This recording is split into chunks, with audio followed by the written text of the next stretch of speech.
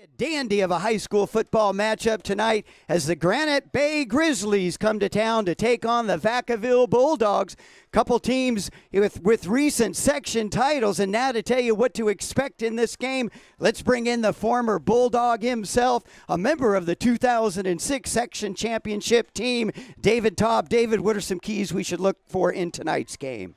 Well, you know, Greg Pop, it is going to be a great game tonight for Vacaville. Some of their keys need to be this defense needs to be ready for an extremely balanced offense. This Granite Bay offense only has 9 more passing yards than they do rushing yards. Also, they need to try to contain Tony Ellison because you just can't stop this kid. The wingback from Granite Bay, number 21, he is an Arizona commit. He's going to have a great game tonight. Also, they need to get the ball on offense into Daniel and David Mewborn's hands. Both these guys have been some of the most productive players for this Vaca High offense. And for Granite Bay, they really need to concentrate on stopping this Vaca High run. It is a huge thing for them. Also, they need to contain the linebacking core. This linebacking core has a nose for the ball. They're going to be in and around every play that's made tonight. And basically just try to win the game in the trenches. This is going to be a hard-fought game, and Vacaville is going to try to control that line of scrimmage. Well, Vacaville will be kicking off, and Granite Bay will be receiving. And Vacaville set. There's the opening kickoff. And 41 has got it about the 10-yard line. He cuts to the middle of the field, and he is hit right about the 15-yard line. Big hit coming there from number 1. It looked like DeLon Stevens coming down, staying in his lane quite well, and that's what really made that kickoff hit possible. He came in and laid some hat. I don't think number 21 is going to want to catch too many more of those balls if he keeps getting hit like that. Well, Granite Bay will start off on offense, and as you said, David, in your keys to the game, opportunity to watch Tony Ellison, one of the more talented running back receivers in Northern California. Josh Neal will be at quarterback. The senior lines up behind his center. 2 backs. Neal going back to throw. He's got a receiver. The tight end, he's got it at the 50, and he breaks the tackle and then finally dragged down at the 45-yard line. And a flag. We'll see what that is, David. Boy, pretty good opening play, though, for the Grizzlies. Number 10, Dylan Keeney is going to be a big guy to watch out for tonight, their tight end. This is another guy that is already committed to a Pac-12 school. He's going to head to Colorado at the end of the year. Watch out for this kid to come up with more catches like that. He just flat out burned his coverage. Yeah, he was wide open on the play, and then he got a step on Daniel Mewborn. Good job by Mewborn hanging in there to finally make the tackle. But opportunity for Granite Bay right off the bat as they take over right about the 22-yard line, 23-yard line. You know, if this Granite Bay offense is able to pick up yards in chunks like that, going from about their 15 down to Vacaville's 25, that's going to be a huge thing for them. As long as they can keep the production going between their quarterback, Josh Neal, and this group of wide receivers, and Dylan Keeney and our wide receiver number 80, Mark Ellis, they should have a great night tonight. Yeah, watch for Ellis, number 80. And there you just saw the starters for Granite Bay. So Josh Neal ready, and he gives it, and it's right off tackle up to about the 20-yard line. Number 7, Mike Geoffrey, senior, 5'11", 170 pounds, has 18 rushes for 92 yards. Watch out. He was another guy that Coach Albano told me to watch out for. This backfield is extremely dynamic and has talent all over it.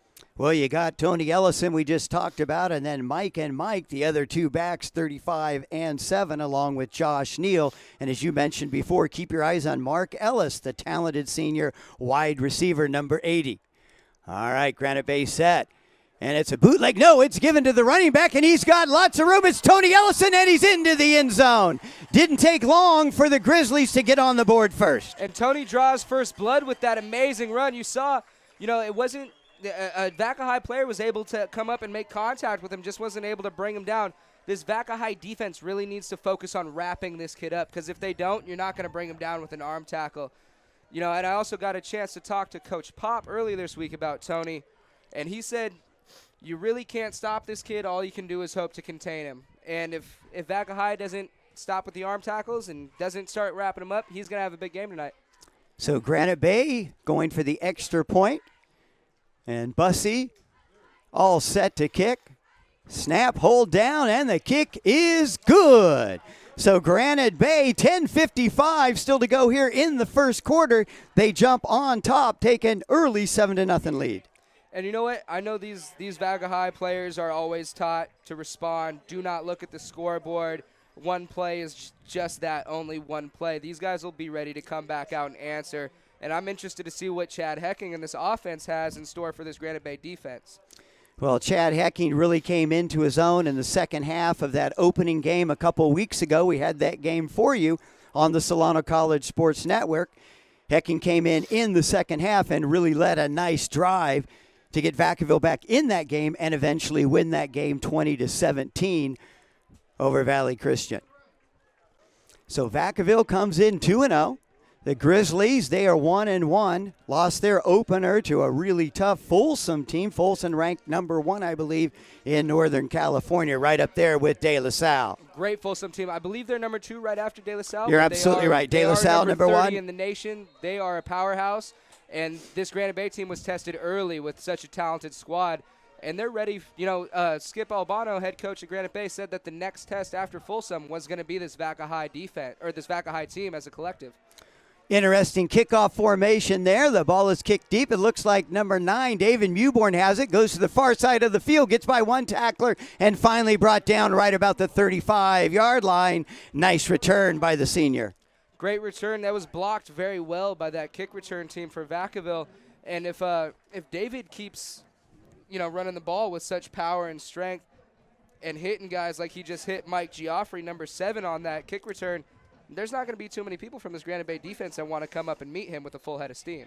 So Vacaville quickly at the line of scrimmage. Chad Hecking behind center, running that wing T, and he fakes it, and it's number 9 around the near side of the field, and he is stood up at about the 35-yard line, maybe gained a yard, half a yard on the play.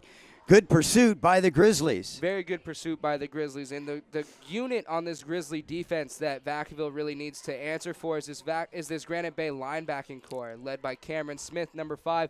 He's a junior, standing at about 6'3", 230. The kid is a stud, getting recruited from all over the nation. Vacaville up to the line of scrimmage quickly, and they give it to the first guy through, and he fights ahead past the 40. That's Connor Canellis, the tough little fullback, getting a lot of yardage on his own there. Nice run by the senior. Connor Canellis has really surprised me in the early stages of the season. Coach Skip Albano and Coach Mike Papadopoulos both described him as a scrappy player. This guy is going to do anything he needs to do to make sure he gets that extra yard.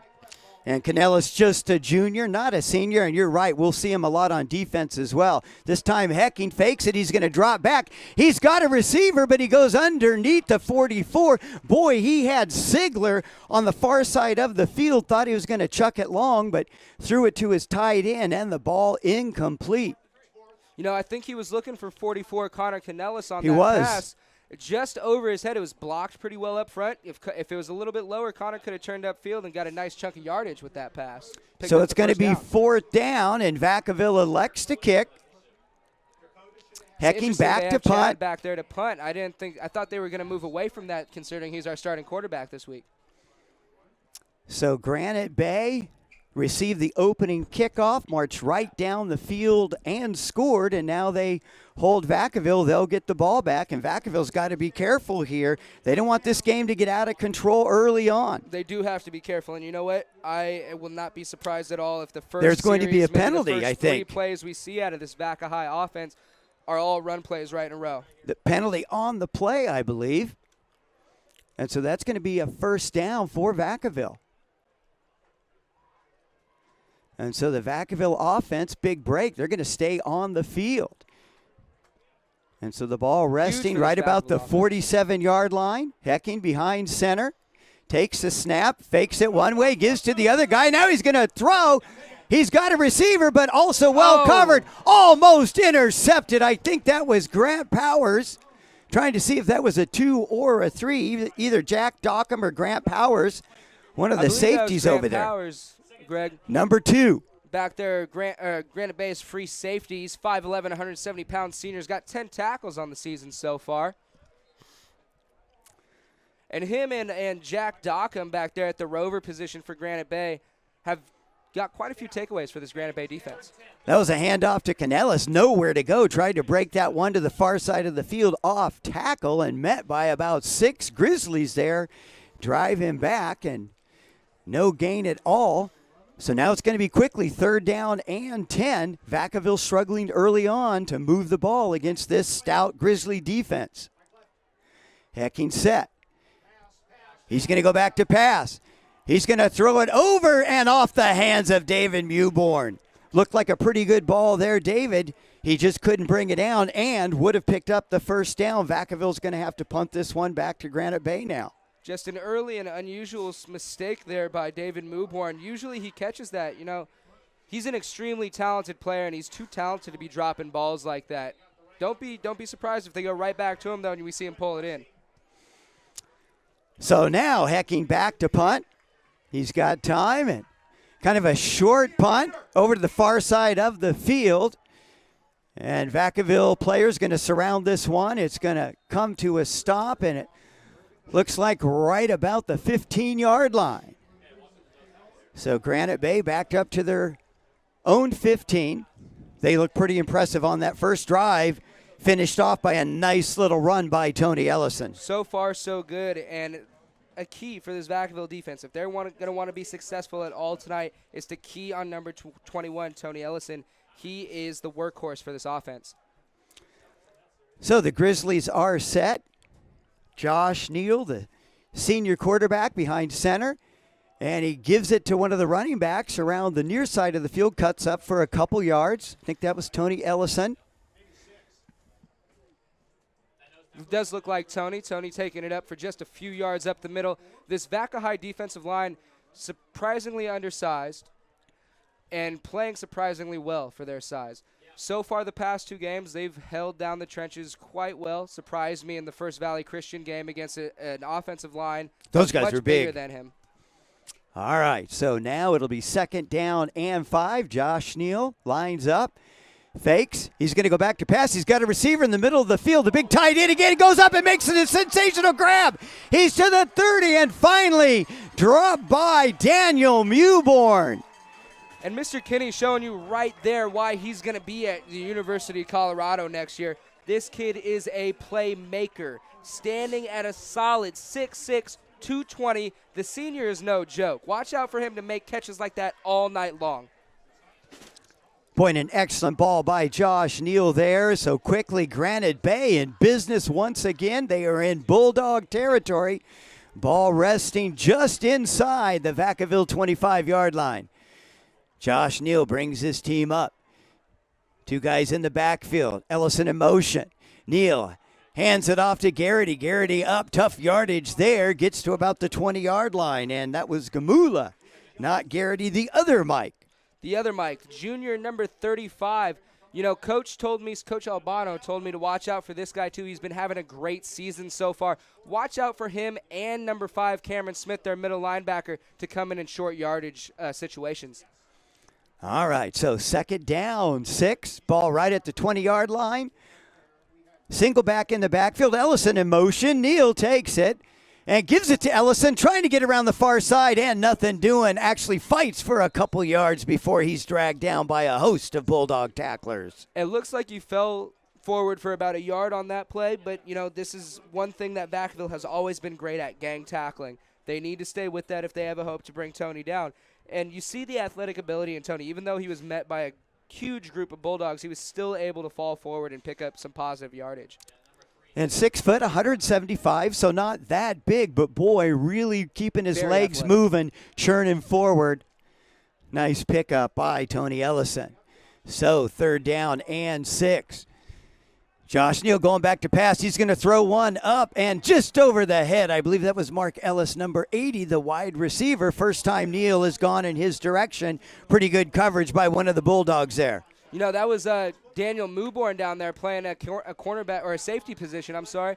And, you know, that kid is a playmaker. Him and his twin brother have been an extremely productive group combination for this Vacaville defense and offense. They both play both ways.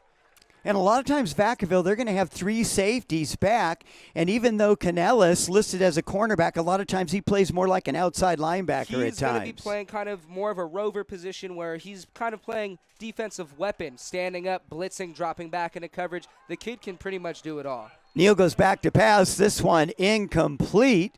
Intended receiver drops it at the 10-yard line. And I believe that was number 10, Keeney again. So Keeney couldn't hang on to that one. So Vacaville able to hold them, and they'll take over on down. So Vacaville, boy, nice defensive stop there.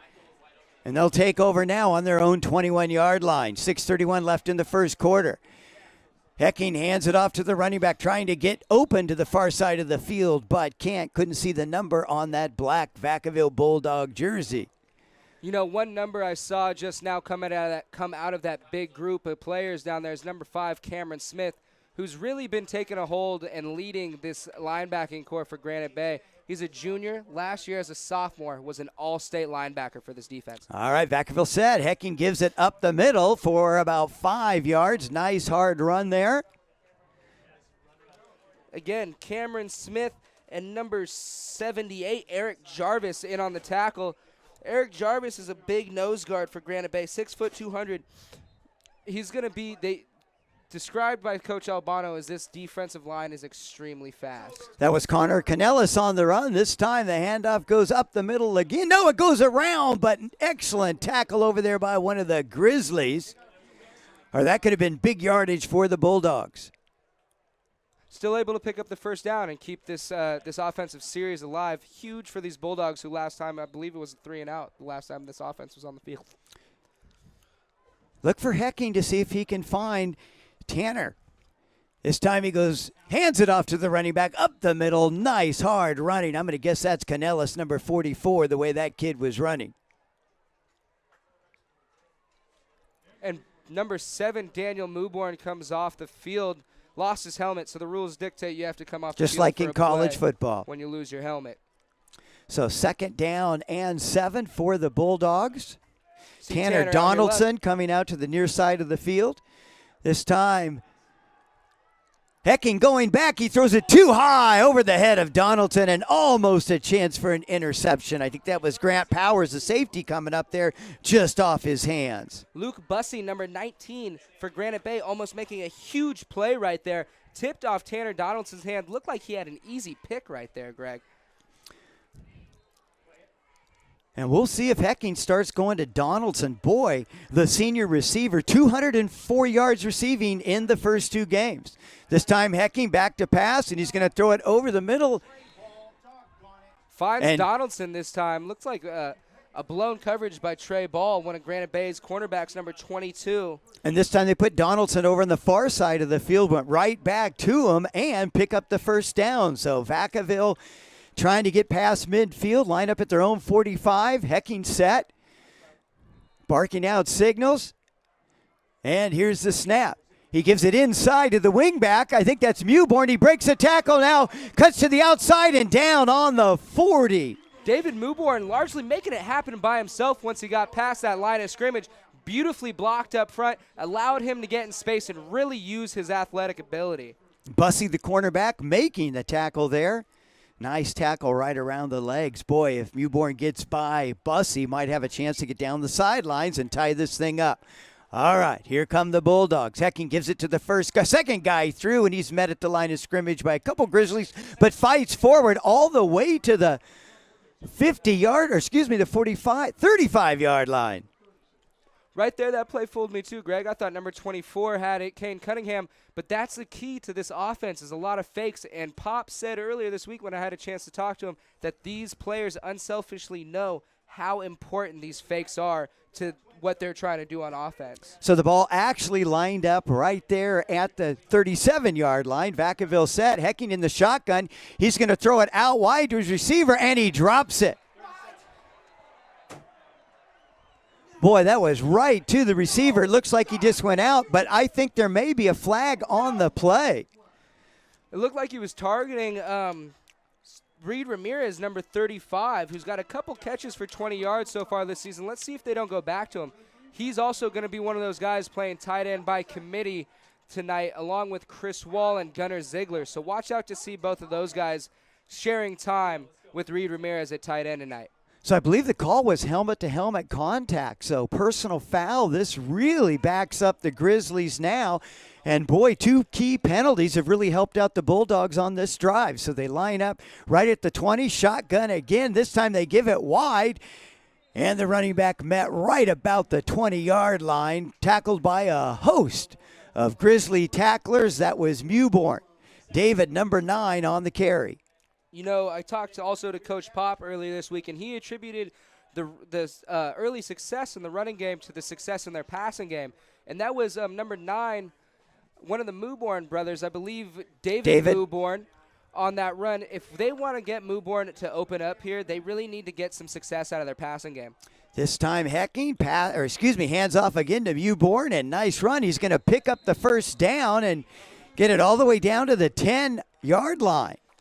You know, I really like to see plays like that because the way David just ran that ball lets you know how much this game means to him. He was not going to go down on first contact. He knew where that first down marker was, and nothing was going to stop him from reaching it. Boy, nice block by Trevor Stewart. Tackle on the near side of the play. These big guys up front never get enough love. All right, this time they go up the middle end.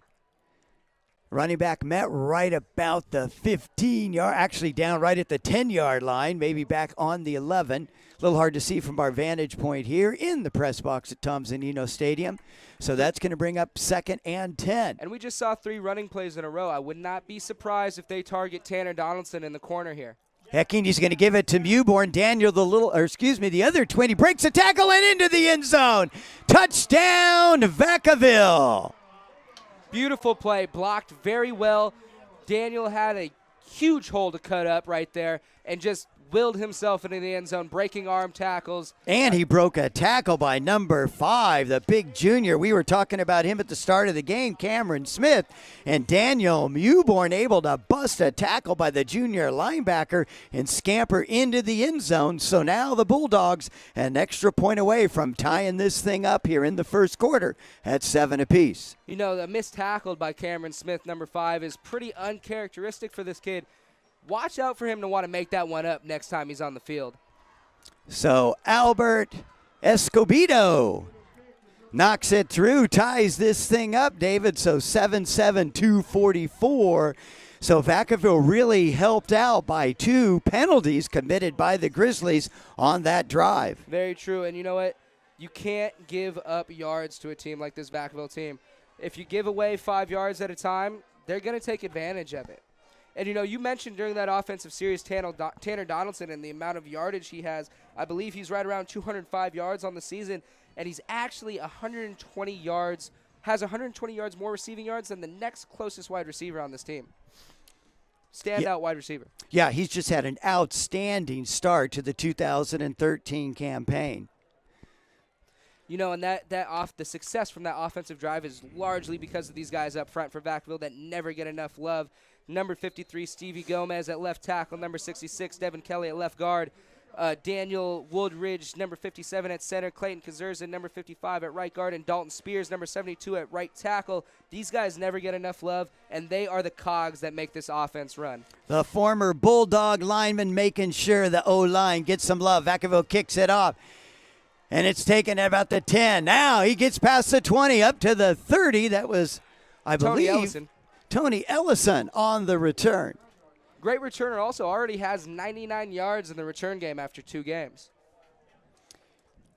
Really just a huge offensive weapon for this Granite Bay offense. Well, the average is 166 all-purpose yards in the first 2 games. And this kid, I believe, is headed to Arizona, right? Arizona. He is going to be a Wildcat at the end of this year. All right. So Granite Bay, see if they can answer back. Josh Neal lines up behind center. Ellison in motion. He gives it to Ellison. Cuts around the edge on the far side of the field. Breaks a tackle. Gets by Canellis. Comes to the near side of the field. Big cut on 24. Going to the far side. And boy, this kid could run. Let's see if he can make it into the end zone. And he does. Touchdown, Granite Bay. Boy, again, how's that for an answer? Tony Ellison showing why he is already committed to Arizona. Only 2 games into his senior year at Granite Bay. The kid is going to make an impact on any team he's on. Watch out for him to come up big in the Pac-12 next year. You talk about using the entire field. He first got open, running to the far side of the field, cut back to the middle, then to the near side, and all the way back to the far side for a touchdown. Some of these Vaca High players need to just calm down, remind themselves where they're at. Do not over-pursue, stay on that back hip, because he made a couple nice cutbacks on over-pursuit by this Vacaville defense. He put a move on Connor Canellis. In fact, the leading tackler, I believe, for the Bulldogs. On this Vacaville defense, very uncharacteristic for him also to put an arm out and only an arm. He knows arm tackles aren't going to take Tony down. So Bussey knocks the PAT through, and Vacaville, boy, they got this thing tied. Didn't get to enjoy it much. Already down by a touchdown again, 14-7. 2:22, Deuces Wild here in the first quarter with the Grizzlies on top. You know what? And that's what makes this Grizzly team so dangerous. They can decide when and where they want to score on the field, it seems like. This Vacaville defense really needs to pay attention to Tony. I know I've said it a couple times already, but it has to be a reoccurring theme for them. Well, Granite Bay, when you look at the Vacaville schedule, Granite Bay, at least through the regular season, is probably going to be the toughest team that Vacaville plays all year. Coming off that section title. Definitely, and Granite Beat Bay's Long coming Beach off that Poly state from a championship. hometown last year, state championship, 21-20. Huge for them. Poly Jackrabbits, outstanding program. Granite Bay went down there and came away with a victory. And both these coaches described each other's teams as a real test for their team coming up early this season. That I asked Skip what his expectations for this Grizzly team were this year, and he said he really didn't know until he saw the outcome of this Vacaville game. All right, so Mewborn has it deep. David, that is, cuts to the far side of the field, breaks a couple tackles, and finally he's dragged down close to the 35-yard line. These Mewborn brothers continue to run with urgency and meaning. They're going to have some yards tonight. Watch out for one of them to have a huge play where they just bust it wide open and come up with a huge score. I would not be surprised at all. Well, let's see if Vacaville can answer back again. So they take the field. Hecking at the helm, lines up behind the center. Back in motion, and he takes it and stopped right at the line of scrimmage. That looked like number 6, Dakota Burley, coming up and putting the pads on the running back. Almost the entire linebacking core was in on that tackle. I saw number 55, Armand Mazzani, down there, and number 5, Cameron Smith. You can tell the way he plays football. He is a very cerebral player, making great reads on that offensive line, and it's leading him right to the football. Vacaville lines up quickly. Hecking to pass out to the far side. I think that's Donaldson. He breaks one tackle, but quickly gobbled up by a few others, knocked out of bounds. And it's going to be right about the 36-yard line. This Vacaville team really needs to get something going here. They need to learn what is going to be their go-to move here in this game. They haven't really come out and tried to dominate a certain type of football or a certain style of football so far. They seem to have been bouncing from the run game to the pass game. They need to get something going here to open up this playbook. All right, 3rd and 7. Hecking back to pass. Pressure's on. He comes to the near side of the field. He's not going to have any luck anywhere, and he's knocked to the ground right about the 35-yard line. That's going to be a loss of a yard or two. That's going to bring up 4th down and probably about 8, maybe 9 yards to go. And expect the Bulldogs to give this one back. And you know what really made that sack possible for this Granite Bay defense is how good their coverage was in the back. They covered those wide receivers up so well that Hecking had to scramble because the protection was pretty good on the line, but this defense just had enough time to eventually get to him. Boy, and they really put the pressure on. Really good pursuit. Hecking just gets this punt off. And that kick lands right about the 38-yard line, rolls around and comes to a stop. That's going to be right about the 37. So Granite Bay, 4th time they'll have the ball here as we come near the end of the first quarter. Granite Bay Grizzlies ahead of the Vacaville Bulldogs 14-7. And you know who we haven't seen much of yet this game is Mark Ellis, number 80. Coach Albano described him to me as a sleeper threat. To watch out for him to come out, be quiet, and then all of a sudden bite you right in the ass. Yeah, thus far Neil's only gone to his wide receiver Ellis one time. That was when they were down close to the end zone. All right, Neil takes it, gives it to the first back through. That's going to be Garrity, and He takes it almost up to the first down marker. So picked up about 9 yards on the carry. And really, that'll probably take us to the end of the first quarter. And as we're nearing the end of the first quarter, we hope you're enjoying our broadcast here on the Solano College Sports Network. Just a great opportunity to give students the chance to get behind the microphone. David Taub, one of our students, doing a great job. And to get things going in the second quarter, we're going to bring in another one of our student broadcasters, Zach St. George. We'll be right back, folks.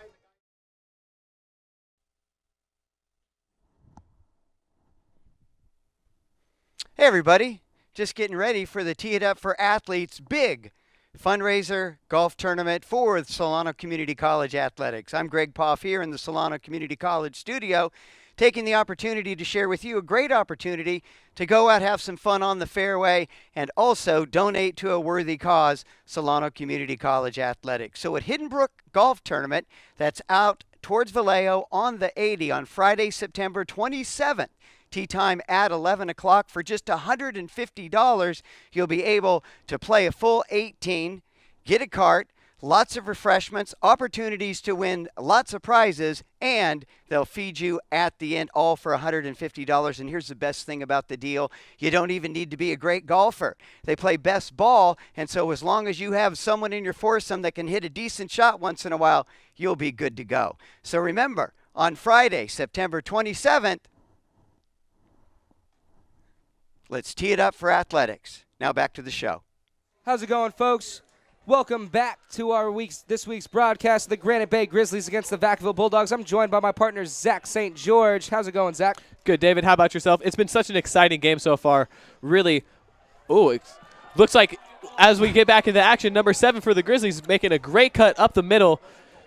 Mike Garrity on the play. For great yardage. David, I'm sorry. Keeping this game exciting. It doesn't seem to have any end to it. You know, Garrity, number 7, had his number called a lot tonight so far. Let's watch out for him to have a huge game tonight. He's going to keep being called on often, I feel like. You know, it's all behind their quarterback, Josh Neal. He's making such good decisions with the ball in his hand, whether to put it in the air, keep it on the ground. And here he is now back up against his center, Josh Hubbard. 2 players in the backfield, motioning. He lets it go. Number 7, again, David, you were right. His number is being called left and right. And they go right back to Garrity. The kid is running strong, and the blocking is looking nice so far on this offensive drive for this Granite Bay Grizzly offense. Ball at about the 28-yard line. Grizzlies in good position. 1st and 10. David, what do you see the Grizzlies offense doing here in this play? They've been so successful down in the red zone. They're so close. The run has been largely working for them. Watch out to go back to that or dump one over the top. It's handed off to number 21. And he cuts up the left side. He could go touchdown, taken out of bounds by number 7, Daniel Milborn. But it does seem to be a touchdown. He did break the plane. Great blocking by this Granite Bay offense. Number 50, Alex Moreno, going out there and really springing Tony for that touchdown. But there is a flag on the play. Let's see if they bring this back.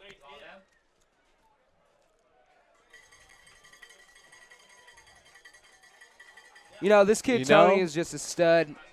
He's going to be scoring all over the field tonight. I feel like I might end up getting tired of seeing him scoring touchdowns by the end of this game. I'm sure the Grizzlies won't be tired of that anytime soon. Well, let's see. As Grizzlies take the line of scrimmage, seems to be 1st and goal. Don't quite know what the flag was on the play. It seems to go against the Bulldogs, maybe pass interference. Oh, excuse me. Touchdown is good. We're here for the point after the touchdown. Bussey with the kick. It is good. So that brings us in to 21-7 with 11 minutes left to play in the second quarter. Vaca High trailing. Now, David, you got a chance to talk to the Grizzlies coach. What was he telling you to look out for the most in this game between the Vaca High Bulldogs and the Granite Bay Grizzlies? Tony Ellison's name kept coming up in our the conversation I had with Coach Albano. This guy is basically the guy for this Granite Bay offense. And another name coming up early and often in our conversation was Cameron Smith, number 5, leading this very strong Granite Bay linebacking core. He has 24 tackles total on the season, and this linebacking core as a unit is responsible for 43% of this defense's tackles. They really are the heart of this defense, Zach. They're really going to need them to step up and continue to perform like they have been this first quarter. Vacaville on the field. Grizzlies take the field as we wait for the kickoff.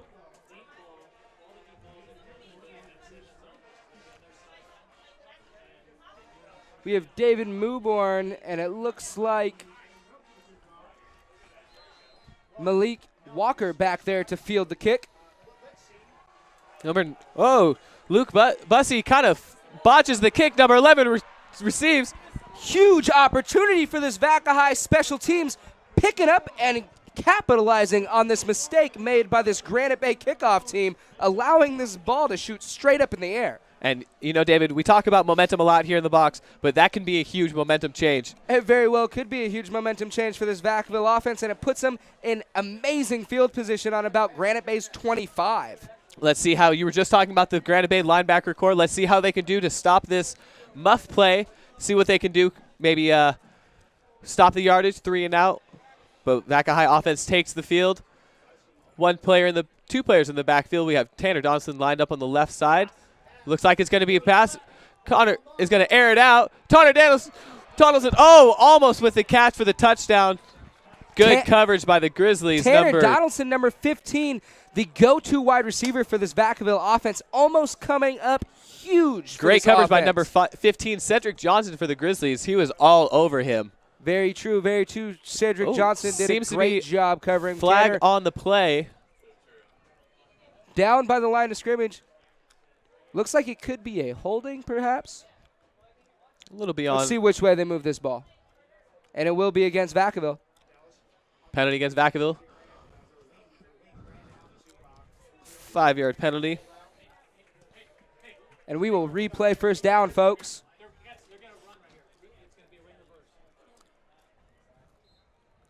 Now, David, the Vacaville offense has so many weapons, yet they seem to keep going back to the Mewborn brothers. Not that it's not working, but who do you expect to have a bigger game? There we are. As I was saying, Mewborn with the carry up the left, gets yardage, not quite the first down, but definitely makes up for that penalty. If I had to pick a guy out of this Mewborn twin combination to have a bigger game, I'm going to go with David, the wingback. The kid already has 233 yards after 2 games and 4 touchdowns. Watch out for him to add a 5th tonight. 2 players in the backfield. Chad Hecking, hands off to number 24, up the middle. Just won't go down, but met by a whole bunch of Grizzlies.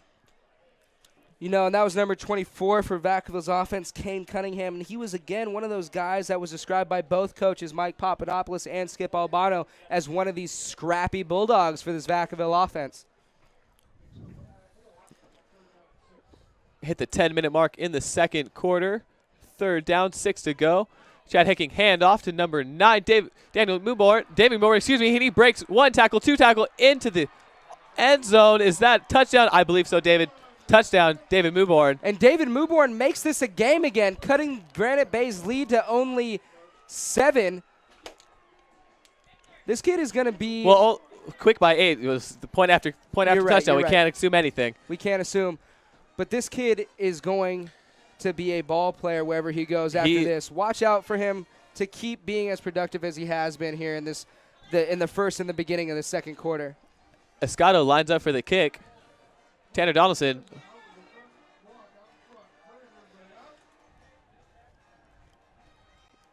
Kick is good. So, David, as you said, Vacaville taking this a one touchdown game, 14-21 with 9 minutes, 48 seconds left to play in the second quarter. You know, this has always been a great game. For the last 10 years, these two teams have played each other. I believe that is the longest running series between 2 non-league teams that aren't in each other's leagues. And since Coach Pop has taken over the reins here as head coach since 2005, this series is split dead even 4 apiece. So this is a big game. Rivalry status for not only the football players, but the student and faculty themselves. This is a lot riding on the game. You know, and when I was here, the game really started to take on that rivalry type feel. We lost to them my freshman, sophomore, and junior year. We finally got them my senior year. But this team is a great team. have amazing talent. They always come to play every single time they're under the lights. Grizzlies line up to receive the kick. Escato to kick for the Bulldogs.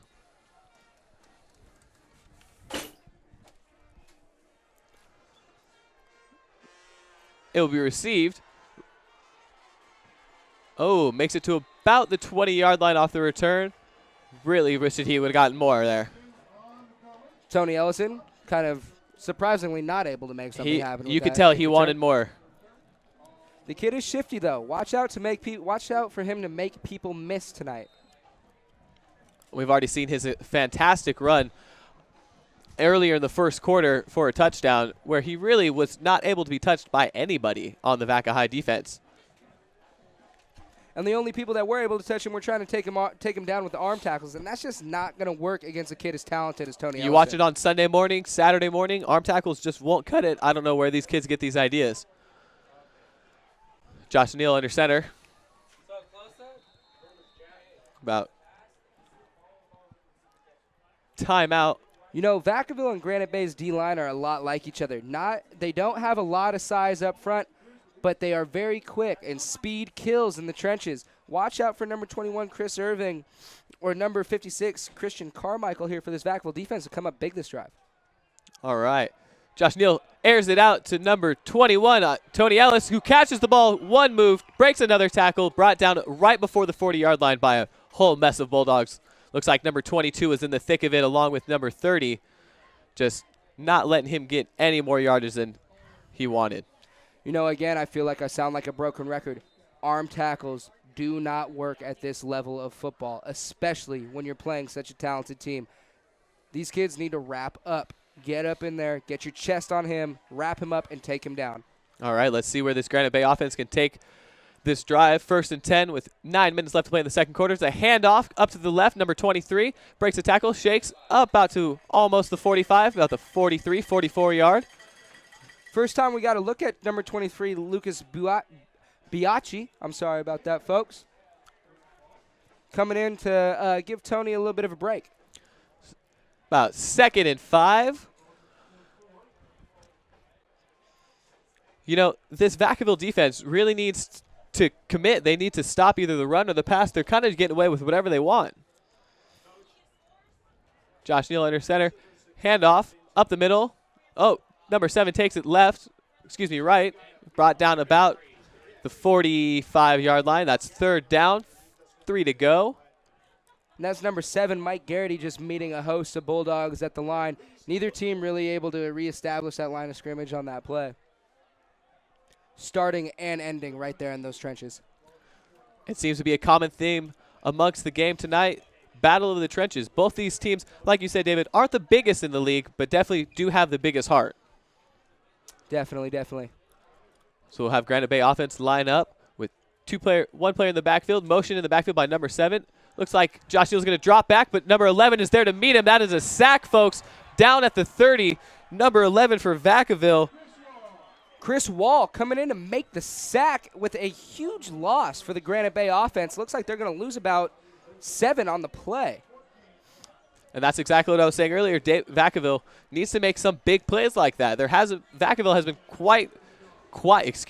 has been rather quiet on the defensive side of the ball. And, you know, Vacaville is really hoping that these big plays can become contagious for their entire team. You know, when you're a player out there and you see your teammate, your friend, your classmate a lot of the times go out there and make a big play, you want to go out there and show them up a little bit. Punt is good by Luke Bussey to about the 43-yard line. Vacaville will take over with about 7 minutes left to play in the second quarter. Vacaville takes over with really good field position. They are going to definitely try to score here. If not, you know, that's not very good. They have great field position. They need to produce right here and make something happen with where they're at on the field. Vacaville's offense need to come out, make some noise, a couple big plays, really get the crowd involved because as you can hear or can't hear, the crowd is really not into it, and that's not like the Vacaville Bulldogs crowd. Handoff to number 9, David Mewborn, cuts up left, almost to the first down. met by, again, a whole pack of Grizzly Bears. David Mewborn largely has been the offense so far for this Vacaville team, carrying them on his back to their only 2 scores. You know, and we were talking about earlier, me and Greg, about this offense trying to establish a style in this game. They seem to be jumping around from run to pass. Daniel Mewborn up the middle. With two run plays in a row. Let's see if they don't try to establish this run game in this series here.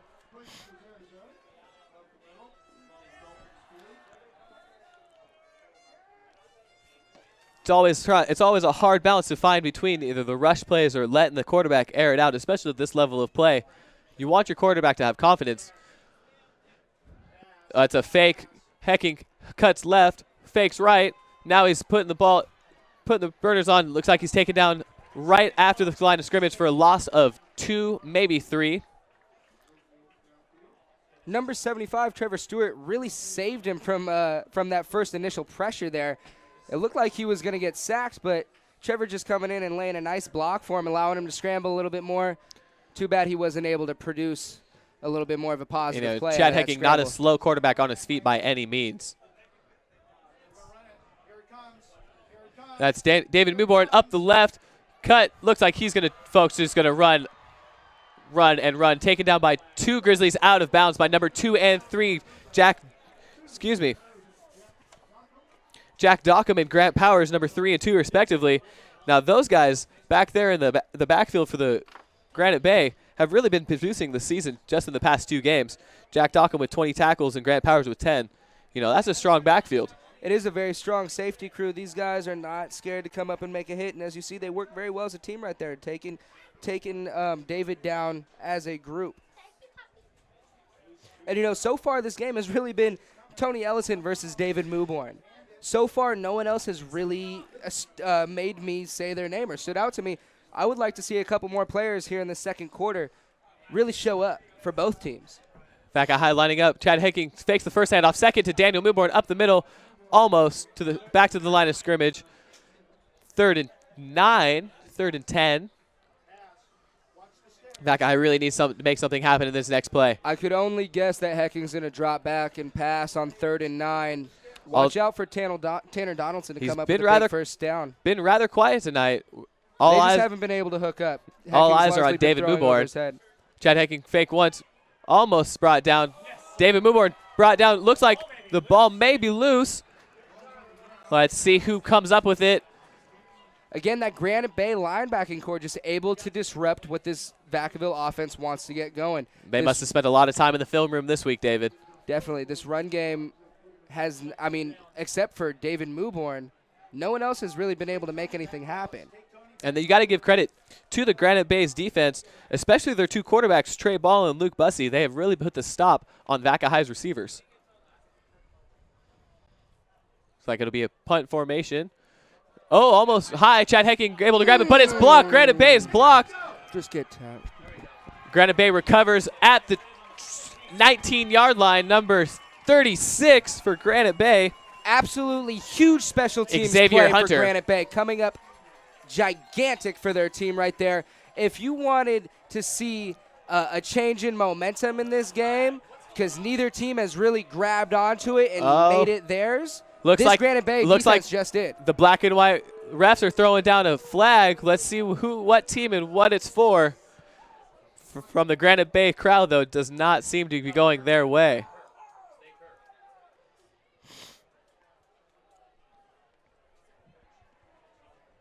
You know, and the danger that we were just talking about of only becoming one-dimensional, like this Vaca High offense kind of has, they're only really relying on that run game, is the defense doesn't have to prepare for anything else. All they have to do is come up to the line and say, okay, number 9's going to get the ball. Let's focus on stopping him.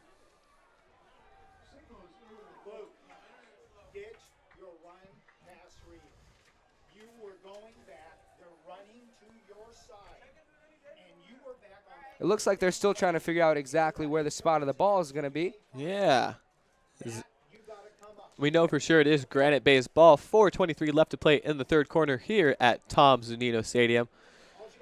And with just a couple minutes left in the second quarter, one guy that we haven't seen too much of lately or recently is number 10, Dylan Keeney at that tight end spot, who really showed up early in this game, making 2 big catches. Watch out if they don't target him to try to score before the second half. Josh Neal hands off to Tony Ellison, number 21, runs up the left, couple yards, 5 or 6. He was met by a whole group of Bulldogs there. If there's one thing that is very positive on this Vacaville defense that I can pick out, because I want to stay positive, Zach, these are just teenagers and high school kids. They are doing a great job gang tackling on this Vacaville defense. Way to stay positive, David. Both teams doing an excellent job of wrapping up their defenders. But Tony Ellison with the ball, fakes out number 44, puts number 22 to his knees, still taken down in the backfield by number 21 of the Bulldogs. That is Chris Irving. You know, and so far Connor Canales has had kind of an uncharacteristic game, depending on a lot of arm tackles, and don't be surprised if he doesn't get frustrated and makes his presence felt one of these times on one of these defensive stands. He's going to want to come out and make some noise, at least in the second half. That is for sure. I know he's frustrated with himself. Granite Bay ball, 3rd and 4 to go. Josh Neal under center. We have 49 in the backfield. Timeout called. Vaca High. And it looks like number 11, Chris Wall, is out there filling in for Stevie Gomez, who is starting in the position of Daniel Agbigay, who injured himself a couple weeks ago and will not be seeing the field tonight. You know, that's a big loss for that Vaca High defense. Daniel Agbigay making his presence known in those 2 games so far. You know, Daniel is just a downhill type of player. Coach Albano talked about him, and we discussed just how powerful his nose is for that ball, because it takes him right around the tackle every single time that this ball is taken down.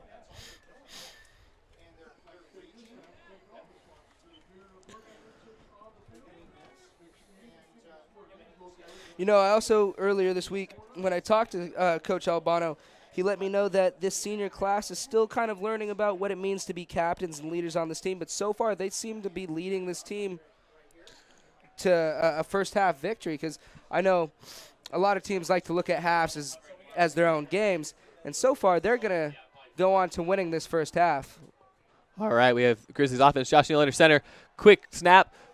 Left, just a little wide for number 84 for the Granite Bay Grizzlies. That was number 18 the first time we got to take a look at Taylor Peterson, a 6'2", 275-pound senior filling in for Josh Neal there on that play. Vaca High loves to see those kinds of plays. Don't want to make any mistakes here, especially so close to the goal line and so close to the half. I said it earlier. I've been waiting to see Mark Ellis's number called, and I would not be surprised if they call it right here. This would be the time. Mark Ellis, number 80, senior, 6 foot, 175, 13 for 97 yards in the first 2 games with 2 touchdowns. He definitely is a weapon that is looking to ignite in the second half. You know, I'm going to quote Coach Skip Albano on this one. He said, and I quote, "This kid catches anything." So as long as Josh puts the ball around him, it sounds like Mark has got the capability to reel in just about anything. And you need receivers like that on your wideouts with the cornerbacks in Vaca High defense. Michael Walker and Connor Canales both doing exceptionally well. Michael with 13 total tackles, Connor Canales with 16 total tackles, Connor Canales with 2 sacks. It's going to be an exciting second half, that is for sure. You know, and so far Vacaville has had some trouble stopping this very balanced Granite Bay offense. And I talked to Coach Pop a little bit about that earlier this week. He said that they do such a great job coaching that it's really going to be a chess match all night tonight, and that his kids really need to just focus on their keys and doing their responsibilities on defense if they want to have any hope of slowing this Granite Bay offense Sounds down. like it might come down to the very last play of the game. As Granite Bay offense takes the field, 4th down and 4 to go. They will try to convert. 3 minutes and 12 seconds left here in this first half. Granite Bay leads 21-14. You know, looks like we're going to get play started again. Josh Neal under center. Quick snap. Oh, excuse me. Play blown dead before it can get a chance to start. Number 18, Taylor Peterson is actually under center.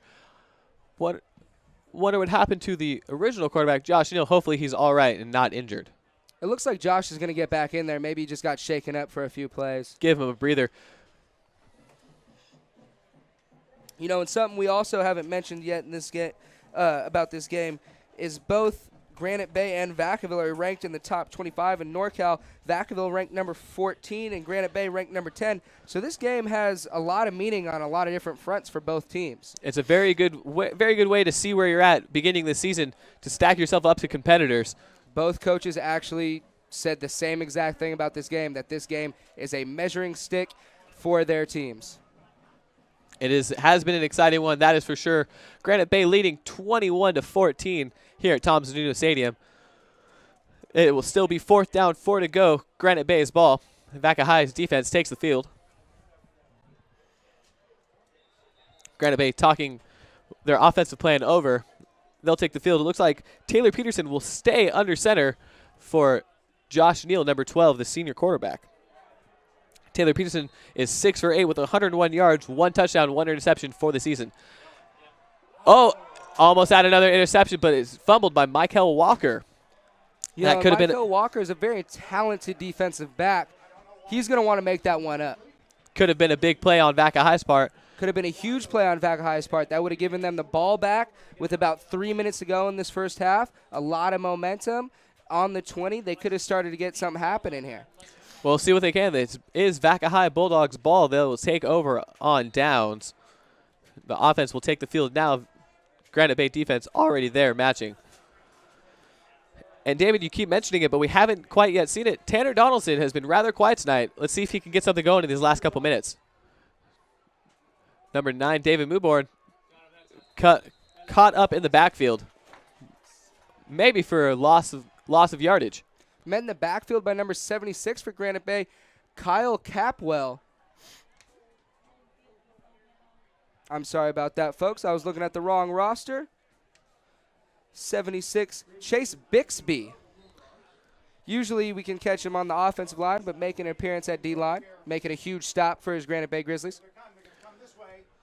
That's Daniel Mewborn cutting up the right. Flag on the play down at the line of scrimmage.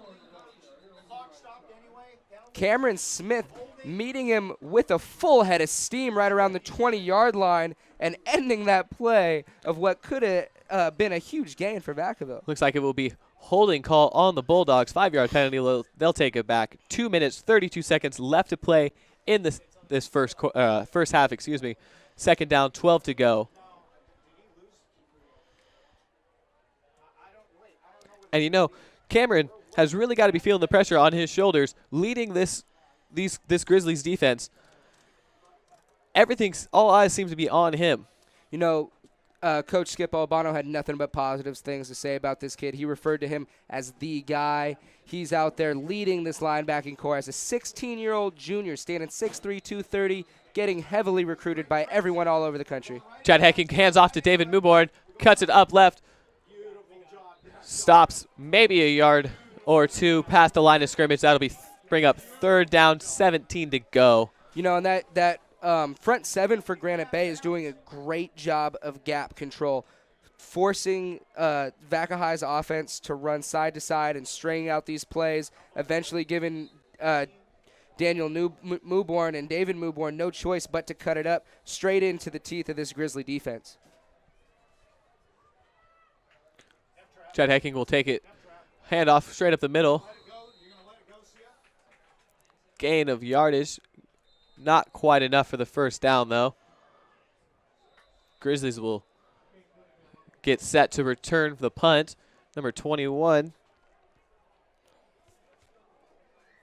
Tony Ellison in the backfield preparing for the punt. Chad Hecking will be punting off. Now, if I was Coach Pop going into the second half, into my halftime meeting with my team, I would tell them to calm down. They look a little bit frantic out there. They need to calm down. They know how to play this game. They've played it for years. They know what they need to do, and they need to just stay with their responsibilities and keys to get something going here, because Vacaville has become very one-dimensional, depending on the run and largely only the outside run game with not too much production up the middle. You know, you want to see your quarterback be able to drop back and let it air it out, but the Granite Bay defense has been all over this offensive line, not letting them give their quarterback any protection. And Coach Pop really attributed his success in the run game to the success in the pass game, which there really hasn't been much this game. Let's see if they can't get this pass game moving in the second half. Chad Hecking with the punt. Good. Hang time will make it to the 40-yard line where Tony Ellison will return. Makes it up the 50, past the 50, 40, 30. He's stuck, keeps going, and falls down at about the 20-yard line, giving the Grizzlies a great position to run the 2-minute drill and see if they can't put more points on the board before this half ends. Tony Ellison with a little bit more than 30 yards on that return. I just can't say it enough. The kid is an athlete. His talent level is amazing. He doesn't get tired. His legs seem to be just as fresh as they were in the beginning of the first quarter. Well, I mean, the kid averages over 166 all-purpose yards per game, and it's only the third game of the season, David. He's got 3 kick returns before this game for 99 yards. That's definitely not going to hurt his stat right there. We've got number 18, Taylor Peterson, under center, makes a completion to the Grizzlies. Oh, it seems to be the fumble. Joffrey puts the ball on the ground and allows his Vacaville defense to maybe come up with a fumble recovery. Let's see what the refs have to say about it. Looks like the ball may have gone out of bounds, so the Grizzlies will retain possession 2nd and 9 with Lucky play. 1:52 left to play in this first half. Lucky play for this Granite Bay offense. You know, number 7, Mike Garrity does not usually put that ball on the ground. Kind of uncharacteristic for such a talented player. All right, Donaldson under center. Number 2 10, players. Dylan Keeney, lined up at tight end. He fakes one, lets it air it out to the far right. Good coverage, but it looks like the Grizzlies were able to make the play, and he catches the ball. That is a touchdown, folks. Granite Bay Grizzlies able to convert with a minute 45 off the turnover from Vaca High. You know, and that's huge for this Granite Bay team. Heading into the halftime, 2 scores up. Going to make an interesting locker room atmosphere for the Bulldogs. You know, this Granite Bay team needs to keep doing what they're doing, and the Vacaville Bulldogs looks like they need to go back to the drawing board here in halftime. They're going to have to figure something out. Some way to get this ball moving against this Granite Bay defense. Luke Bussey prepares to kick the point after touchdown. Oh, fumble. Oh, it kicks it right into the line. No good. So there's only 6 points on the touchdown. Bad snap on that, Zach. Didn't get it high enough for the placer to put it down cleanly. You know, and I said earlier, Vaca High needs to get something going here.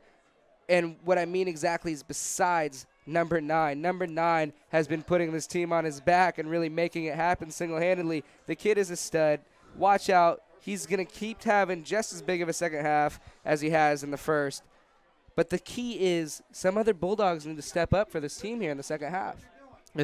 I'm wondering what the head coach, Mike Papadopoulos, is going to do, whether it's going to be a change at the quarterback position, it's going to switch up his receivers. He's got to get something going besides just to put the ball on the ground, give it to the Muborn brothers. I don't see him taking anybody out. What I see him telling them is to calm down, to take a breath, focus on what you have to do, and to not look at that scoreboard. Play football on the scoreboard to take care of itself. It's always been a philosophy for this Vacaville team. Good advice from former Bulldog David Taub.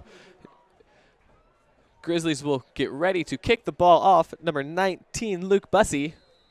We have number 9, David Muborn, and number 82, Jason Wright in the backfield to return for the Bulldogs. Here is the kick. It's a short kick. Vaca High, number 2. Ooh. Is able to catch the ball, but is met by Grizzlies number 32. Drew Tonda. What a hit. Linebacker, you know, lining up over there at that will position, coming in and making a huge hit on special teams, making his presence definitely felt by this Vaca High kick returner. Coaches are always excited to see plays like that. Really shows that these players are paying attention to what the coaches are saying during practice. Vaca High's offense will take the field. Chad Hecking still under center with 2 players in the backfield. David Muborn, folks, on your right. He's going to fake left. Handoff to David Muborn. Up the left. David, there's the same play we've been seeing all night. David Muborn to cut up left, and he gets about the same yards he has been all night, maybe 1 or 2. Grizzlies defense really knows where Vaca High is going to put the ball these days. You know, when I talked to Coach Skip Albano earlier this week, he was talking about how it was very hard to prepare for Vacaville because they're a team with largely no tendencies, but it seems to be the opposite tonight. They seem to only be going to that outside run and need to make something else happen besides that, you know, sweep to the left by David Muborn, or they're going to be one-dimensional the entire night and very easy to I wonder defend. if it was the weather earlier. It was rather windy. I wonder if that made head coach Papadopoulos change his game plan for the evening. Chad Hecking, hands off, cut up the middle by number 24, Kane Cunningham.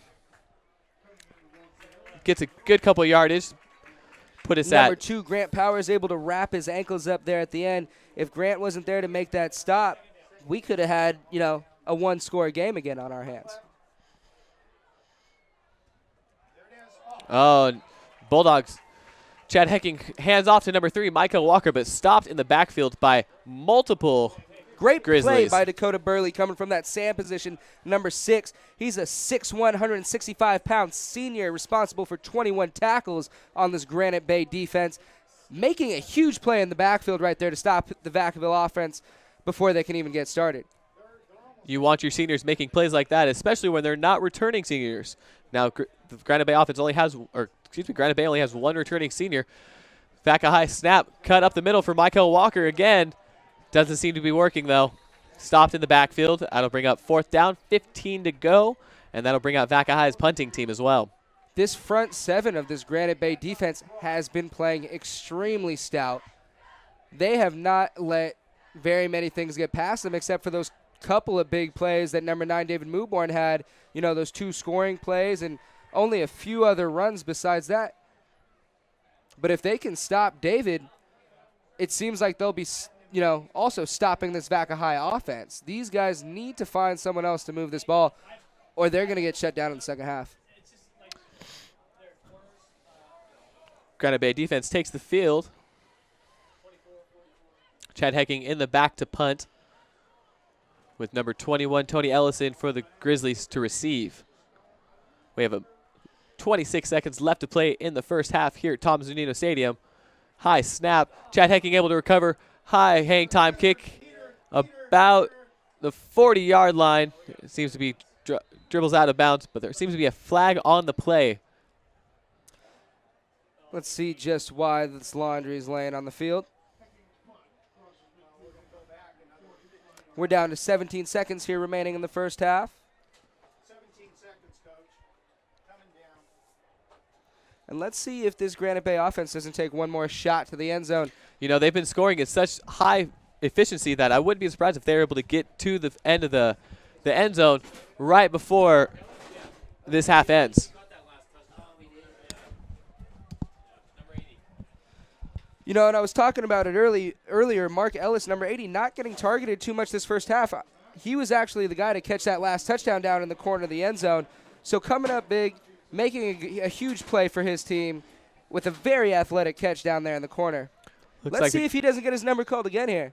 Grizzlies will line up in victory formation just to end out the second quarter, and that will bring our broadcast for now to an end. Again, thank you for joining us here at Tom Zunino Stadium. We will be back with you after the second half momentarily. And that will do it for the first half.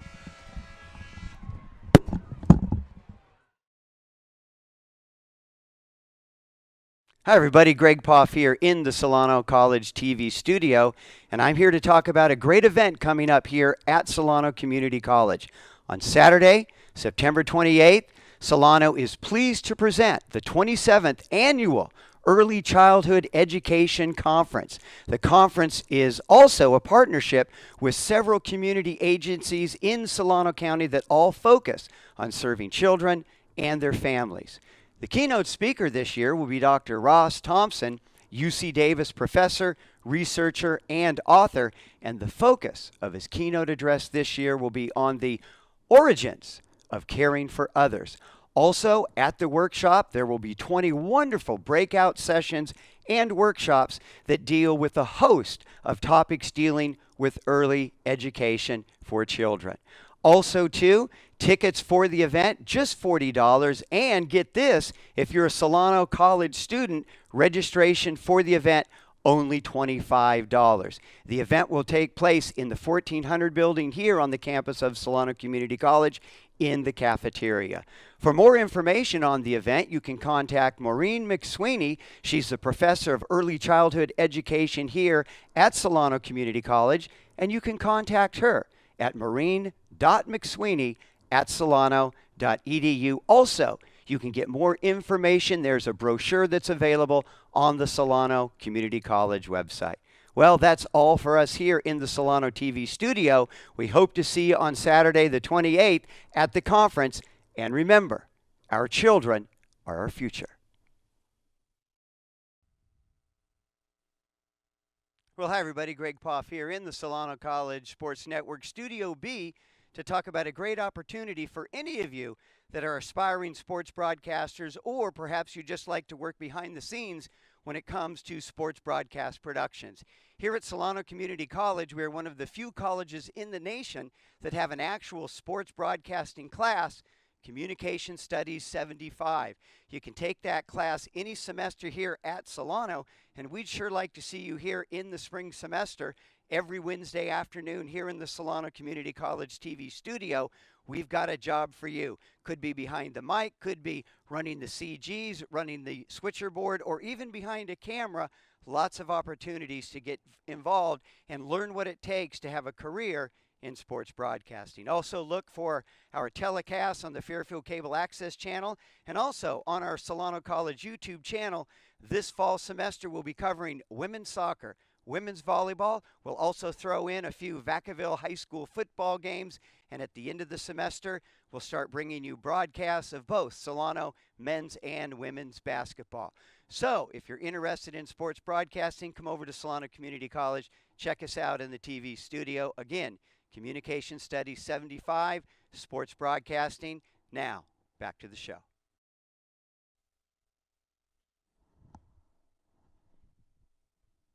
Hey, everybody. Just getting ready for the Tee It Up for Athletes big fundraiser golf tournament for Solano Community College Athletics. I'm Greg Poff here in the Solano Community College studio, taking the opportunity to share with you a great opportunity to go out, have some fun on the fairway, and also donate to a worthy cause, Solano Community College Athletics. So at Hidden Brook Golf Tournament, that's out towards Vallejo on the 80 on Friday, September 27th. Tee time at 11 o'clock. For just $150, you'll be able to play a full 18, get a cart, lots of refreshments, opportunities to win lots of prizes, and they'll feed you at the end, all for $150. And here's the best thing about the deal. You don't even need to be a great golfer. They play best ball, and so as long as you have someone in your foursome that can hit a decent shot once in a while, you'll be good to go. So remember, on Friday, September 27th, let's tee it up for athletics. Now back to the show. And we are moments away from the start of the second half. First half was really the Granite Bay show. 27-14 lead. Once again, I am Zach Poff here, of course, with David Taub. And Taub, what is the biggest thing that Vacaville needs to work on here in the second half? The biggest thing to me that Vacaville needs to work on in the second half here, if they want to stand a chance of being successful, is they need to not be so one-dimensional. They've largely only been running the ball, and the run has really only been David Mewborn to the left outside. So if they want to be able to get something moving here, maybe go to the pass game a little bit so that you can potentially open up your playbook a little bit more. And also, too, I want to touch on the kid heading over to Arizona, Tony Ellison. Just how impressed were you with him in the first half? He had 3 touchdowns. Last week he had 4 touchdowns, so that's 7 touchdowns in 6 quarters for Tony Ellison. You know, after talking to Coach Skip Albano last night and talking to him about Tony, I knew he was a good athlete, but I had no idea that he was at this level. This kid looks ready to transfer tomorrow to Arizona. You can't stop him with an arm tackle, and if he gets in space, it's good night. And, of course, looking at Tony Ellison, he's going to join another former kid from Fairfield area, of course, Tremaine Bondurant, who's been playing very great football at Arizona here. Tremaine Bondurant, of course, was named the Pac-12 Defensive Player of the Week 2 weeks ago, and he's had 2 pick sixes on the year, and it's going to be nice to get Tony Ellison on the side with Tremaine Bondurant. You know, Jermaine's a great young player, huge potential, has a couple more years over at Arizona. I played with his older brother at Solano, Dion, and he was a great player too. He's over at West Texas A&M now, tearing stuff up over there. Both as a family, as brothers, great athletes. So looking at Vacaville here, they obviously need to get the passing game going because the running game has really been stuffed since the first quarter on. And it's going to be important for Chad Hecking to try and bootleg, get out in some space, and obviously try and look for David Mewborn kind of in the flat. Watch out for a couple waggle passes this half and also a couple screens. you get a couple screens that lets you become multidimensional because they don't know exactly, the defense being they, don't know exactly if they're getting a run or a pass. And, of course, the winner of this game the last 2 years has gone on to win the Sac Joaquin section title. Of course, Granite Bay last year went on to win the CIF, beat Long Beach Poly in a crazy 21-20 victory. So this is a huge game, even though it's non-league, but this is a big game and a lot of momentum for both these schools. Both schools powerhouses in Northern California, been playing each other for 10 years now. Since Pop has taken over, I touched on it in the first half, they've been 4-4, splitting the series between the two teams evenly. Winner of this gets to walk away one up in the series between these two teams. And looking at head coach Mike Papadopoulos, 80-19 career record, but 4 of those 19 losses have come against Granite Bay.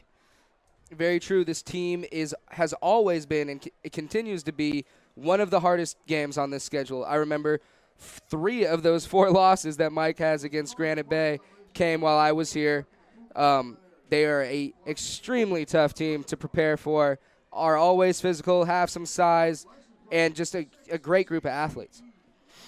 And Vacaville will get the rock here to start the second half. We're about 15 seconds away from kickoff here in the start of the third quarter. See if they can't make a huge play here on this kickoff. And it'll be important for Vacaville here. Of course, they need to not stay away from the running game, but they obviously need to make Granite Bay's defense be aware of Chad Hecking and the passing game. That'll open up lanes for one of the Mewborns here in the second half. Well, in order for their run game to have any success, they can't allow this defense to only prepare for one style of play or one player in particular. They have to, stay multidimensional and make this defense keep guessing on who's going to have the ball in their hands. Boosie kicks this one deep, fielded at the 5-yard line by Vacaville. Going down the far sideline, and he's pushed out of bounds right around the 25-yard line. So that is where Vacaville will begin their first possession. And Vacaville's worst field position of the night so far. I would not be surprised if they go right back to the run. But I want to see Chad Hecking and Tanner Donaldson hook up, which they have not been able to do yet this game. Yeah, Donaldson on the year, the senior, 9 grabs for 204 yards. 2 touchdowns, 1 in the air, 1 on the ground. Hecking under center. Fakes this one, rolling out to his right. And this one is complete. And I believe that was to Tanner Donaldson, and they're going to rule that one a fumble. And to start off the second half, Granite Bay forces a turnover on the first play. Tanner Donaldson, I was just mentioning him. Hecking and him haven't been able to hook up all game. Tanner almost comes up with a huge play right there, but just in the last second, Granite Bay is able to make him put the ball on the ground and comes up with a huge defensive play, recovering the fumble right around the 35-yard line. Great field position for this Grizzly offense. And Granite Bay comes in 1-1 on the year. Their only loss was to Powerhouse Folsom, number 1 in the Sac Joaquin section this year. Granite Bay right now number 7, and Vacaville, 1 behind them, number 8 in the Sac Joaquin section. And we have Chris Wall filling in for Daniel Agbigay down there in the middle linebacker position. He's out with an injured elbow. Let's see if Chris can't fill these shoes left open by Daniel. And watching the first half, it was really the Tony Ellison show. I mean, every time this kid got in open space. And, talking to Pop about this kid, Tony, he told me you can't stop him. You can only hope to slow him down. They fake to Ellison. Actually, they give it to Ellison. Coming on the end around, and he picks up close to 5 yards. The kid just has an urgency about how he runs. He will not accept not getting a yard. I don't think I've seen a play where he hasn't at least gotten a yard, either falling forward for a gain or just making it happen on his own to pick up something positive for this Granite Bay offense. And coming into today, he's averaging 6 yards a carry, and if I had to guess, I would say he's doubling that at least today. At least. So nil under center. This time they give it up the gut to Mike Garrity, and maybe a yard, so to bring up 3rd and about 6. Garrity not able to pick up much because for the D-line for Vacaville played surprisingly very well on that one, not getting pushed out of their gaps. They controlled that line of scrimmage quite well on that play. And, of course, too, I mean, we got to touch on Jeremy Sweeney not playing here, obviously on a recruiting trip for wrestling. Yeah, that's huge to Vacaville's defense. He was the reigning male lineman of the year last year and one of the best defensive linemen in all of Northern California. And, Vacaville being down 27-14, I'm sure they miss him tonight. So big third down for Vacaville's defense, 3rd and 7. Neal throws this one. That's caught, and nobody is going to touch him. Mark Ellis there for his 2nd touchdown of the night, and just like that, Granite Bay is up 33-14 and trying to tack on the extra point for 34. You know, the last 2 times this kid touched the ball, it's been a touchdown for this Granite Bay offense. Very productive, not necessarily targeted too much tonight, but making scoring plays out of both times he's been targeted. So just like that, Granite Bay turns the Vacaville turnover into 6 and most likely 7 quick points. You know, so far I think this Granite Bay team has picked up 2 turnovers from Vacaville, and I was always taught when I was playing football that the turnover stat is the most important stat of the game and will largely determine the victor.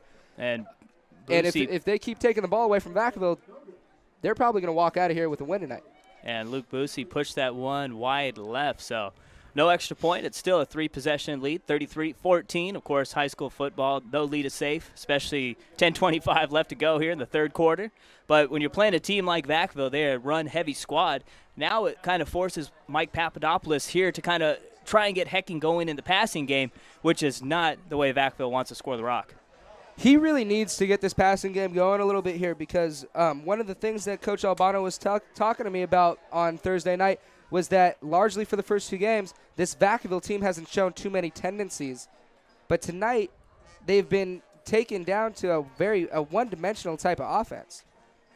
And also, too, I mean, at times, David Mewborn, along with his twin brother Daniel Mewborn, has been able to get into open space, but Granite Bay has done an outstanding job coaching their defense, really shutting those 2 out and forcing other guys like Chad Hecking to beat them. And so far, it's definitely leaning towards Granite Bay.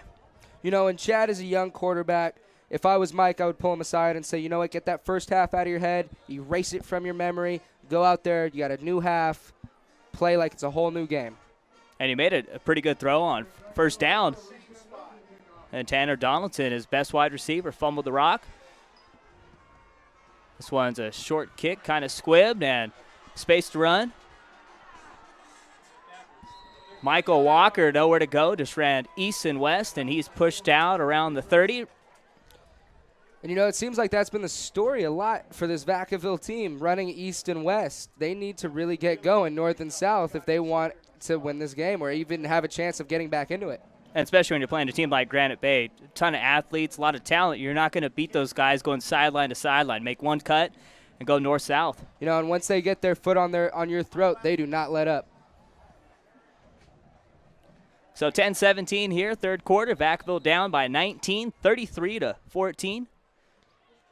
And an inadvertent whistle. Before this play was blown dead, Vacaville lined up with a wingback, a running back, a tight end, and only 1 wide receiver.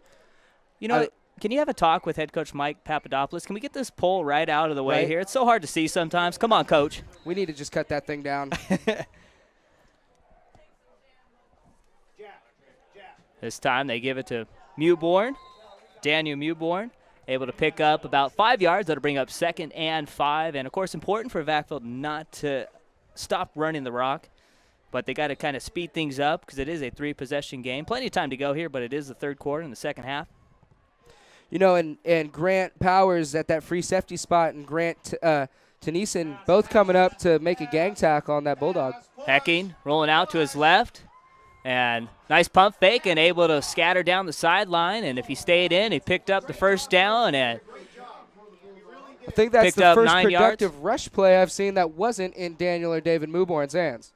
Yeah, Hecking's had trouble all day getting outside the pocket. And this time the pump fake works, picks up 9, and moves the chains. So the first down of the 2nd half for the Bulldogs. This time they give it to the big fullback, Connor Canillas, and picks up 1 hard-earned yard. That was number 10, Dylan Keeney, coming in to make the stop, along with a couple other Grizzlies.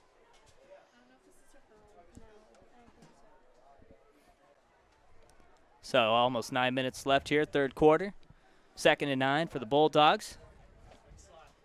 Hecking, 3-step drop back, throws this one quickly, and that one is ruled incomplete. And it looks like the refs are rolling it incomplete, and it'll bring up 3rd and 9. Of course, tough to see from our vantage point, but it looked like that ball never touched the ground. Didn't look like it to me, Zach. If I was on the field, I would have called that a pick. Great play. You know, this DB crew has done a great job covering up Tanner all night. I've been very impressed with Granite Bay's defense so far. Hecking rolling out, throws this one in the flat, and it's caught. Canellis fumbles the rock, and it goes out of bounds, and I believe he picked up enough for the first down, and luckily for him, that ball rolled out. Connor Canellis catching a big break there on that play, able to pick up the first down, but he had a Granite Bay Grizzly put his face mask right on the ball, and he's really lucky that ball popped out of bounds because that could have been another turnover for this Granite Bay defense. And we saw a very similar play like that in the second quarter when it's vice versa. Granite Bay able to, ball went out of bounds on the fumble. Hecking rolling out to his left, wants to chuck it deep, and he does. Intended for Donaldson, and this one is incomplete. You know, that last series, they just threw the ball 4 times in a row. And it looked largely, if any success that they were having in the passing game, that it was coming from the short game. I think what Pop needs to do is allow Chad to get a couple quick short passes here completed, build his confidence up so that he can then try to get that long ball downfield. I know you played football for a long time. How important is that confidence for a quarterback just to complete 1 or 2 passes in a row? Say run this one to Canellis. It's huge. And he picks up maybe 1, so that'll bring up 3rd and 9. As a quarterback, it's huge to get a couple completions. Once you start getting those going, you start to feel like you get a roll, a little bit of momentum, and you're not so nervous to put the ball in the air anymore. Every single time I was playing football and a quarterback had a bad play, I would make sure I went up to him, tell him, hey, forget about it. We got your back. We know you can do it. Go back out there, play ball the way you can. And, of course, you look at Boy Humphrey, who played for Solano. First year a little shaky, but he was a great leader sophomore year and did very good things for Solano. Definitely. Hecking rolling out. He's going to be dropped at his own 45. Pressured by a gang of tacklers for Granite Bay's defense, and it looked like 78. Eric Jarvis, the big nose tackle, was the first guy there. Eric Jarvis getting in the backfield and making a huge play for this Granite Bay defense. And, you know, we were talking about Boy a little bit. I did have the chance to play with him his freshman year when he was at Solano. It was my sophomore year. And me and him had a lot of those conversations his freshman year. Calm down, get back out there, throw the ball. We all know you can throw it. That's what Chad needs to do. So Hecking punts this one. A high, short punt. Takes a Granite Bay roll out of bounds right around the 25, maybe 26-yard line. So Vacaville not off to a good start here in the second half. They had a fumble on the first possession. On the second possession, they had a couple of first downs, but a sack and a couple of plays for lost yardage doesn't bode well for Mike Papadopoulos and crew. And these guys need to hold on to this football. They need to emphasize to their players, protect that ball.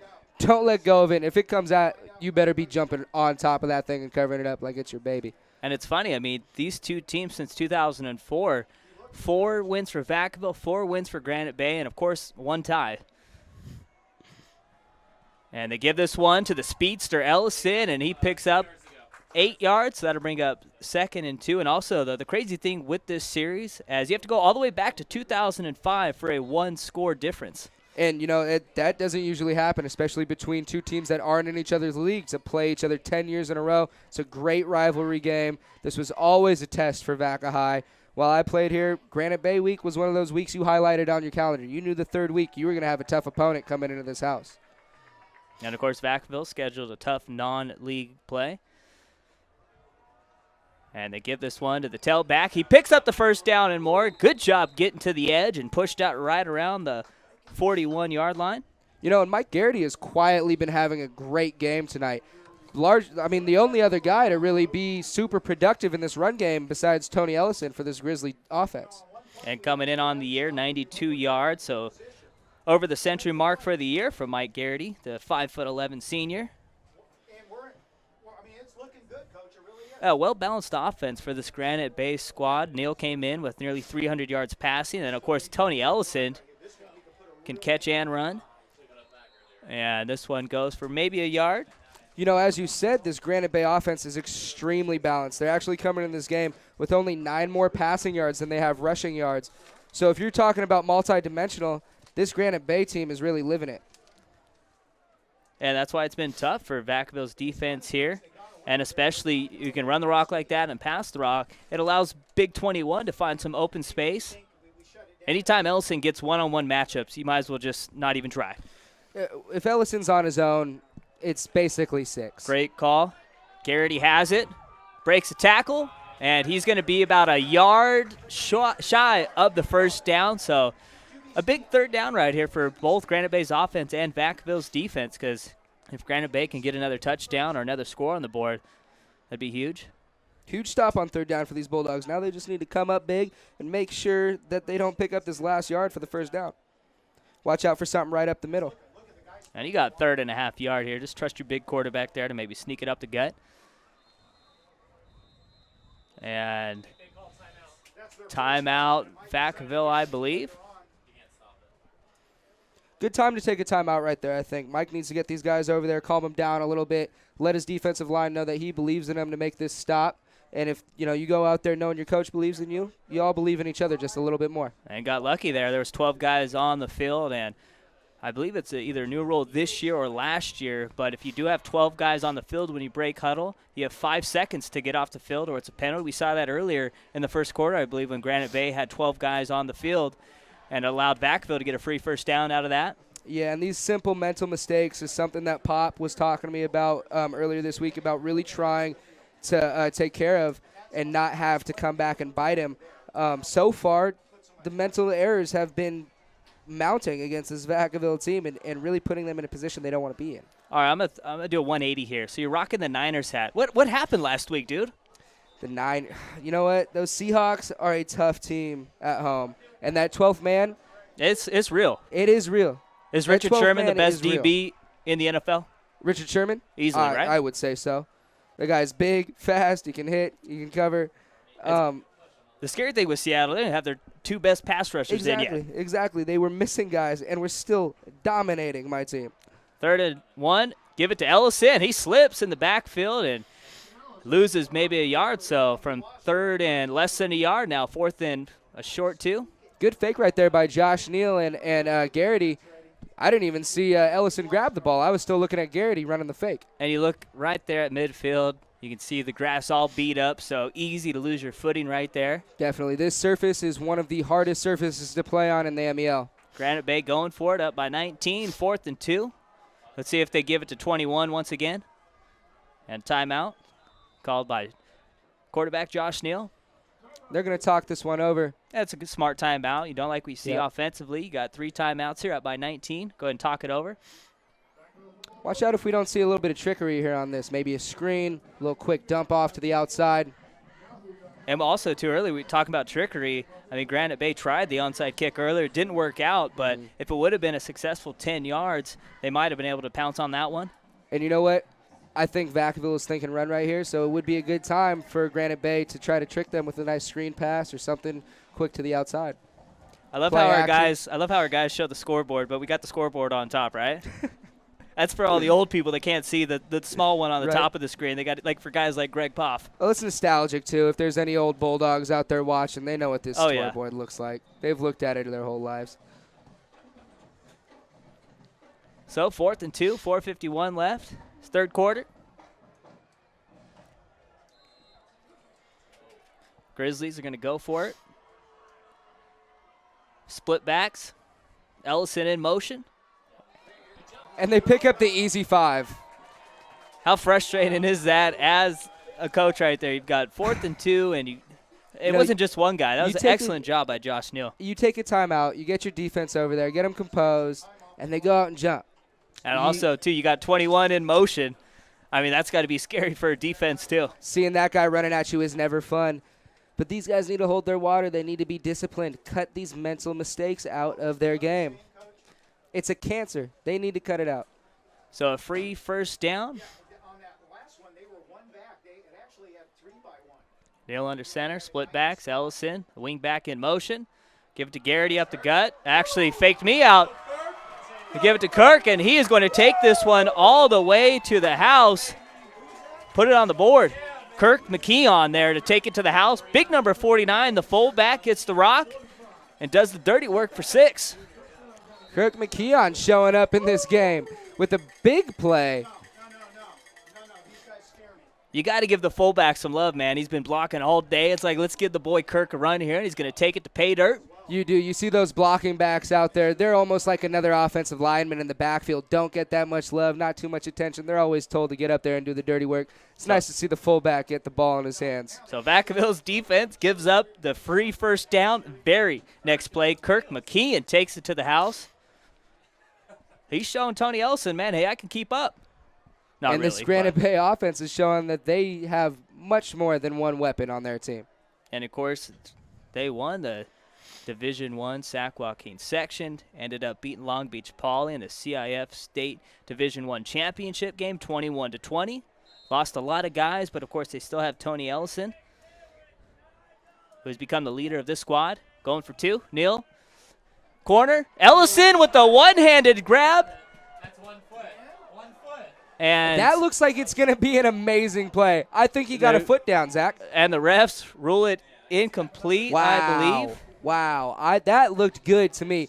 He had control of the ball in one hand. Looked like he got one of those toes down just enough to drag it across the top of the grass. I think that's a 2-point conversion. I tell you what, man. Tony Ellison's trying to get on SportsCenter tonight. I mean, he's made a ton of TPNs, a lot of top play nominees for 2-1 here tonight. Yeah, watch out for the guys at SportsCenter tonight mentioning his name. Yeah, I would Tony not Ellison, be surprised to see him on top 10. And showing why that a lot of schools are interested in him, decided to commit to Arizona. The kid is a beast. The kid is a beast. And Give him the ball, feed him, let him do the work for you. Can you imagine this dude in Rich Rodriguez's offense? It's going to be a very dangerous combination of Rich Rodriguez's offense along with Tony Ellison. So Granite Bay starting to run away with this one. It's now 39-14, 4:41 left here, third quarter. You know, they have in Vacaville's team, they have a pretty sharp mind in Chris Santapadre over there. Surprised he hasn't opened it up a little bit more this far into the game and considering what the score is. But he's got some tricks up his sleeve. Watch out for him to put something out there that we're not expecting. So kicking it away from Mewborn. Far sideline and goes out of bounds right around the 25-yard line. You know, believe and as that was long as this Jonathan Burke Granite on the Bay return. team contains these Mewborn brothers, that sounds like a formula to victory for me, because largely these two boys have been the one good thing that this Vacaville offense has going for them. And you know what, though? Even though Tanner let that ball fall onto the ground, I feel like they need to go back to him. He is their best wide receiver. He needs to get the ball in his hands to do anything with it, and they need to let him know they still believe in him. And he's basically their only wide receiver. Rolling out to the right, and I believe that was number 6 on the carry, DeMonte Moore. Coming off being a little bit banged up from last week. Nice play right there. Able to pick up, it looks like, the first down. It's right at the sticks. So, yeah, first down. First time he's got the ball in his hands tonight, picks up a first down with it. And, of course, looking at Vacaville, they've got 2 more non-league games after this. Mewborn getting it, going down the far side, and he picks up maybe 3, so to bring up 2nd and 7. You know, Stevie Gomez was a little bit slow to get up after that play. Their big left tackle, who's also getting a lot of time at that middle linebacker spot. Maybe they should make sure he's okay. He needs to be there for them to get anything going tonight. 2nd and 7, Hecking under center. This one to Moore again, I believe. Might have been Mewborn. Actually, it was number 6 again, DeMonte Moore. Picks up about 3 to bring up 3rd and 4. And if you notice, if you've been watching all night, Cameron Smith is never very far away from the ball. In on that play again with the big nose tackle, number 78, Eric Jarvis. Both big boys for that defense. 3rd and 3. They give it up the gut, and it's going to be close to the first down. Looked like that was Demetrius Nunez on the carry. Nunez hasn't gotten his number called a lot so far this season, but is able to pick up a first down the first time he gets his number called tonight. And Papadopoulos going with DeMonte Moore here on this drive, along with Demetrius Nunez, trying to get some more guys involved in the offense. And, you know, one of the big reasons why this run game hasn't been able to take off more than to the outsides is because this offensive line needs to get more of a push up front. They give it to Mewborn, And he's going to be tackled for a 2-yard loss. David Mewborn really had a pretty good first quarter, but since then, Granite Bay's defense has done a pretty good job containing David Mewborn. Big defensive end, Grant Tunison, number 52, coming up to make a play in the backfield with a couple other Grizzlies. I've been very impressed with Granite Bay, and they've done a good job adjusting. Coaching's been fabulous for Granite Bay here tonight. Hecking, play action, rolling out. Doesn't like what he sees, rolls out the other way, and he's going to be taken down. I believe that was Jack Dockham there on the tackle, the safety. Number 33, it looked like to me, Mitchell Morris. I could be wrong, though. You're probably right, dude. I need glasses. Mitchell Morris coming out to make this first play of the night. Making a big stop on Hecking's scramble. So stopping him from getting anything going. It's been the story for Vacaville here today, 3rd and long. And this is a team they need 3rd and manageable. They love to run the rock, and 3rd and 12 is they definitely need not to take their about friend. 8 yards off that because they need 3rd and 4s. They're setting up the screen. Donaldson has it, and he gets it to midfield. It'll bring up 4th and 5. Got to go for it here, right? I think so. And after that last play, if Chad didn't lose those yards on that scramble, that screen would have picked up the first down. And, you know, that was something I was talking about early, maybe looking for that screen a little bit more. And Granite Bay's got the – Ellison just want to get in there and get the rock again. You know, the hard thing about this Granite Bay team, though, is they're very well coached. Both coaches refer to this game as a chess match, and these D linemen know how to sniff out a screen, though. Vacaville needs to get to the 45, throws it up, and caught by Donaldson. First down and more, and a late flag. Tanner Donaldson coming up with his first big play of the night. Hacking and him able to hook up for a first down and get quite a good chunk of yardage. Yeah, picked up 15 on 4th and 6. Have to wait and see what the penalty is, and I believe it's on Granite Bay. One of just a couple first downs for this Vacaville offense tonight. And tacks on another 15 after the personal foul. And, of course, Vacaville against Valley Christian to start off their season. They were trailing by double digits going into the 4th quarter, and that's when Chad Hecking really came onto the scene, came in to play quarterback in the 4th and a little bit of the 3rd quarter and really turned things around. But Granite Bay, a little tougher defense than Valley Christian. Definitely. And that, you know, turning on late isn't necessarily a habit you want to fall into, but they take any productivity they can get right now. And they run the wing sweep to the left, pick up about 4 or 5 yards, bring up 2nd and 6. Mitchell Morris coming up with his second play of the second half. The 5'7", 770-pound linebacker. He's a junior. So Vacaville down 39-14. Been outscored 12-0 here in the 3rd quarter. It was 27-14 to start the second half.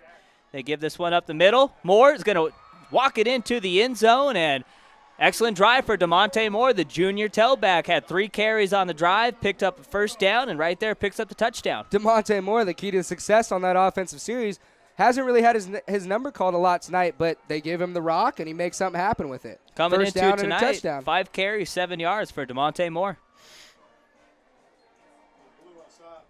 And, you know, the good thing about this Vacaville team is I know they never give up, but the tough thing with Granite Bay is either do they. Yeah, I mean, you look at these two programs. They've had a story. I mean, great coaches here over the last decade. Extra point is up. And it's good.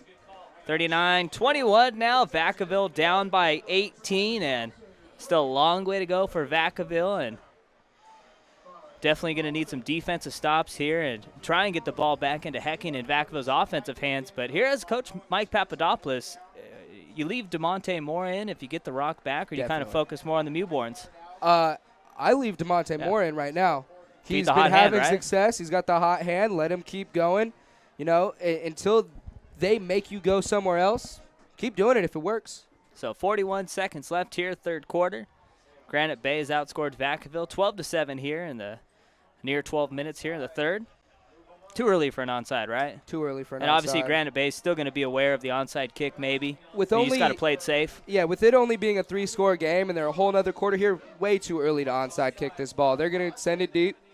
So Vacaville's got everybody bunched up right in the middle of the field, and they kick it deep as he called partner. Ellison's got it. breaks it outside, breaks another tackle past the 40, midfield, kicker to beat, and he's pushed out of bounds right around the 35-yard line. Man, this kid is fun to watch. He is a ball player, no doubt about it. He's got some wheels. And if it wasn't for Escobedo, number 99, the kicker right there, he would have had another touchdown. Did you check out that Thursday night game last night? You see Phillies kicker Alex Henry, when he went for that, he got his face mask grabbed, but he grabbed onto that horse collar and didn't let go. It's always funny seeing those 140-pound kickers trying to bring guys down. You know, I missed the entire game last night. Didn't miss much. Heard my old quarterback Alex Smith walked away with a victory, though. I would say Kansas City's defense walked away with the victory.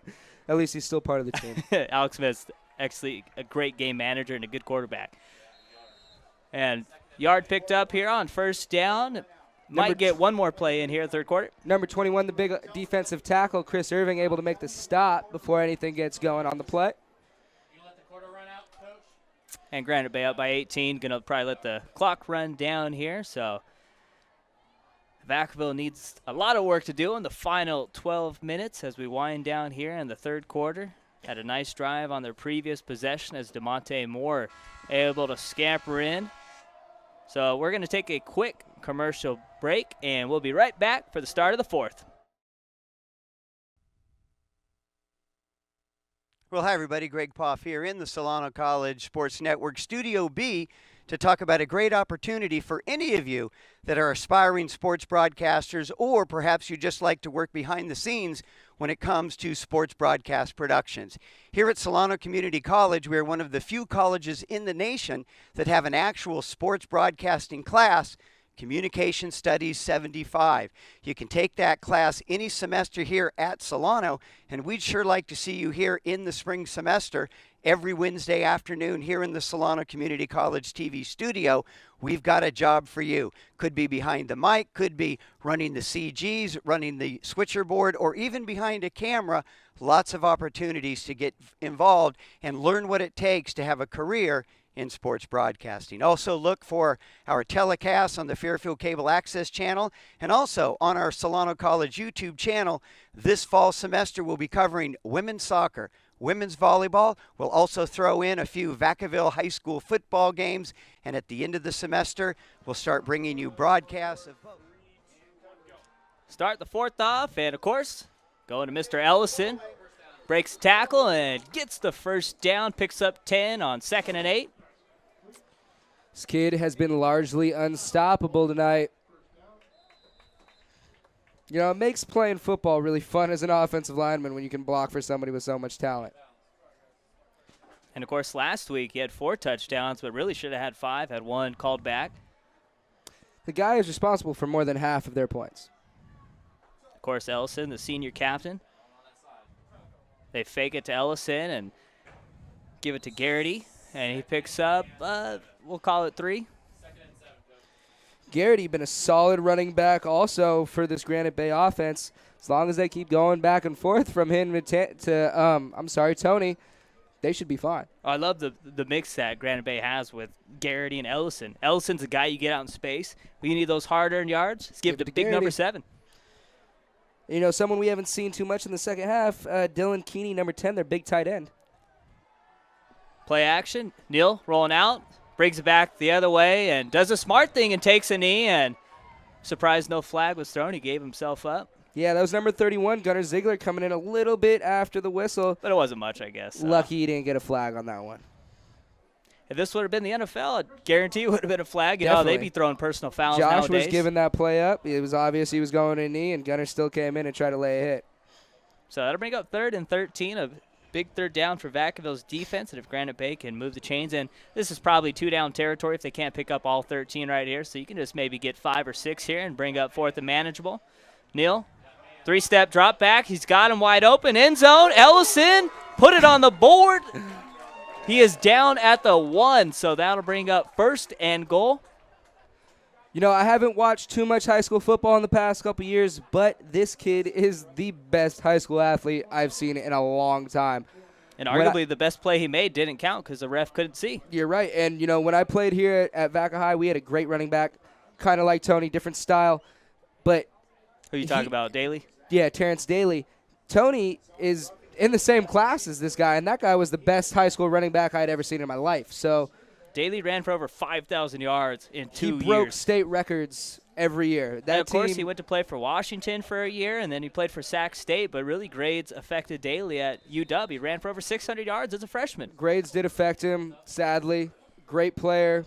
It's too bad he couldn't have had a longer career down there or up there at Washington. Tony Ellison is going to walk this one in on the near side for the touchdown, and the touchdown machine. Tony Ellison now has 4 on the night and 8 in the last 7+ quarters. Pretty nuts when you're scoring a touchdown a quarter. Very true. This kid, just every single time you look at him, is putting the ball either in or around the end zone. So, I mean,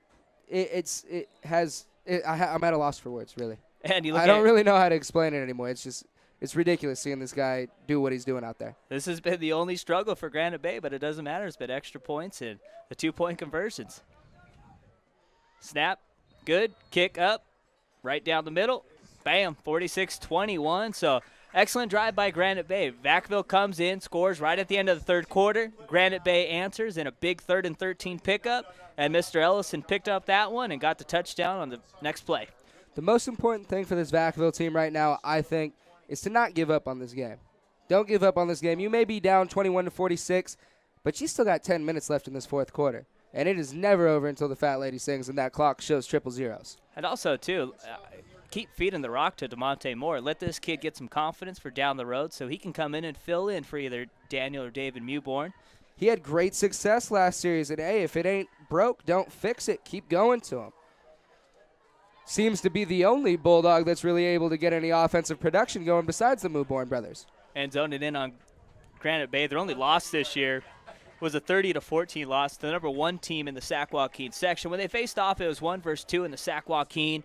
And that was really a game Granite Bay could have won. Turnovers were the big difference in that game, and Folsom walked away with a 30-14 victory. But that game, only 2 scores and 2 2-point conversions. But that was a game that Granite Bay really could have won this year. Very so true. They kicked this one way. deep, kicking it away from Mewborn.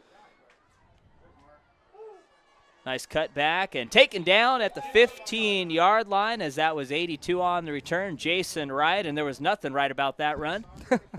And you know what? Maybe if they're trying to stay away from these Mewborns, you just go ahead and throw them both back there. Right. Don't give them a choice. They got to kick it to one of them. Okay, here we go. So it'd actually be 1st and 10 at the 17. Watch out for DeMonte Moore on this series, and I would not be surprised if they try to hit Tanner Donaldson again now that he's got a catch under his belt. And you get a look right there. You can see Moore in the backfield, the left back and near side. Jack. This time nowhere to go for the junior, DeMonte Moore. Maybe a yard on the play. The good thing to see is he's still fighting, though. He's fighting for those extra yards. He wants to run the ball. Give it to him again. See what he can do, and still try to mix that pass in. And, partner, you were talking about Terrence Daly in 05 and 06. Just ridiculous numbers. Actually, 07 and 06. Hecking rolling out to his right, and he is going to be taken down for the sack, and it looks like it's going to be a horse collar. Wrapped up by So, big nice number job. 52, Grant Tennyson, playing end, and Cameron Smith wasn't too far behind him. The big 6-foot senior. And, you know, this kid, Cameron Smith, 6'3", 230 as a junior, was an all-state linebacker last year as a sophomore. And, you know, Coach Albano described him as the guy when I talked to him earlier this week.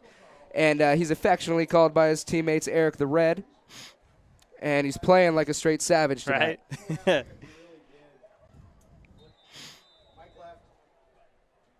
So 1st and 10, ball at the 25. Give this one up the gut. Picks up maybe 7. Just by Demetrius. watching this defense, you can see how well coached they are. When they have a running back held up in a group like that, you can see everybody else coming in, punching at that ball, trying to force him to fumble it.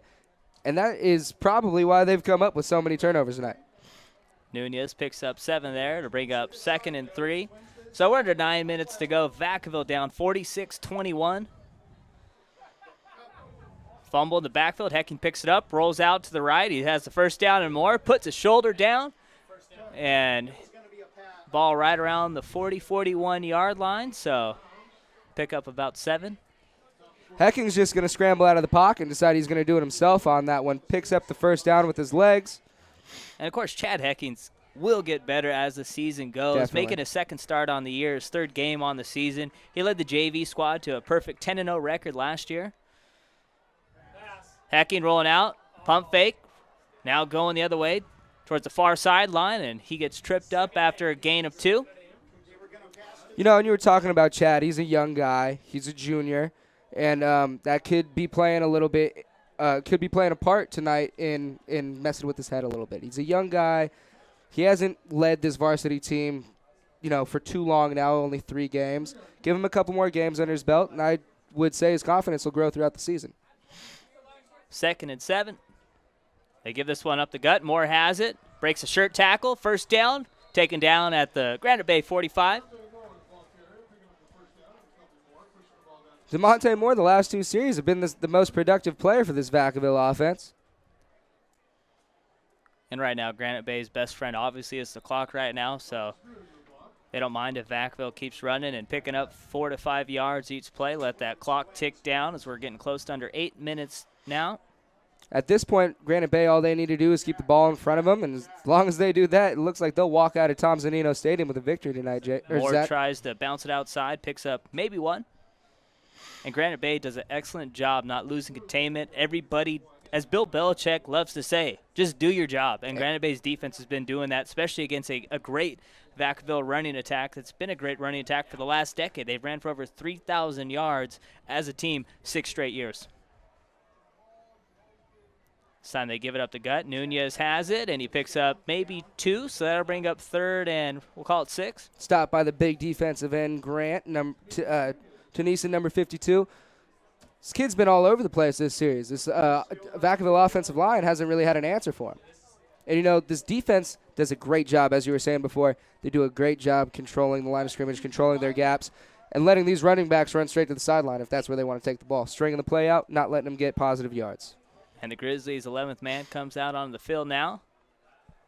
Nunez gets the fake, and actually Hecking took off and rolled out to the right. Picks up maybe 3, so that'll bring up 4th and 2 yards. You know, right now, the way Hecking has been taking off with his legs and not really going down his progressions to see who's open, it's kind of reminding me of that first game Colin Kaepernick had to take over for Alex Smith. Yeah. Kind of scared to let the ball go out of his hands, relying on his legs to do a lot of the work for him. Moore, first down, picks up about 7 on 4th and 2.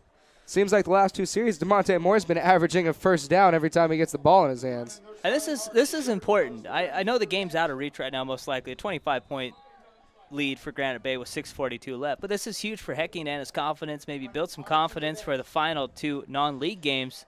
And, of course, Mike Papadopoulos does this every year. As Hecking rolling out to his left and breaks 1 tackle and just keeps it and gets taken down. So, once again, Hecking trying to roll out with the run, but Granite Bay's defense all over it. Big number 5, Cameron Smith, the junior linebacker, leading this linebacking core, doing a great job tonight, is always around the football. And looking at Vacaville, they have 2 more non-league games at Oak Ridge next week, and then Deer Valley here at Tom Zanino Stadium on October 4th. I believe we'll be covering that game for you, the Solano College Sports Network. But the thing with Mike Papadopoulos, he always has a tough non-league schedule, and then they get into league play and things are just a little easier. It's the ball. You know, and Almost this came game out. is extremely important either way it goes for this Vacaville defense or this Vacaville team as a whole. You know, it's a great character builder to be in a situation like this where you're down 46-21 in the 4th quarter, and to keep playing hard really builds that character in a team. To never quit, to go out there and keep playing as long as there's time left on that clock. And, too, Vacaville, I mean, they're playing against the D1 state champs. Option. And there was a new quarterback in on 3rd and 15. I believe that was DeLon Stevens.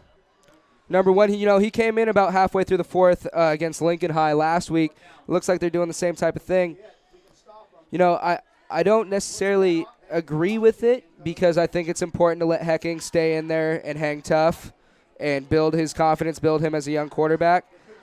And Because I can pulling him guarantee like if this may have an effect on his confidence, self-esteem. 4th and 10, Stevens taken down, and a flag. So I believe it's obviously going to be Granite Bay ball. Got held, still got the sack. And that's number 55, Armand Mazzani, playing that bandit position. You know, kind of a modified linebacker, almost more like a defensive end that plays standing up. Coming in and making a huge defensive play for this Granite Bay defense.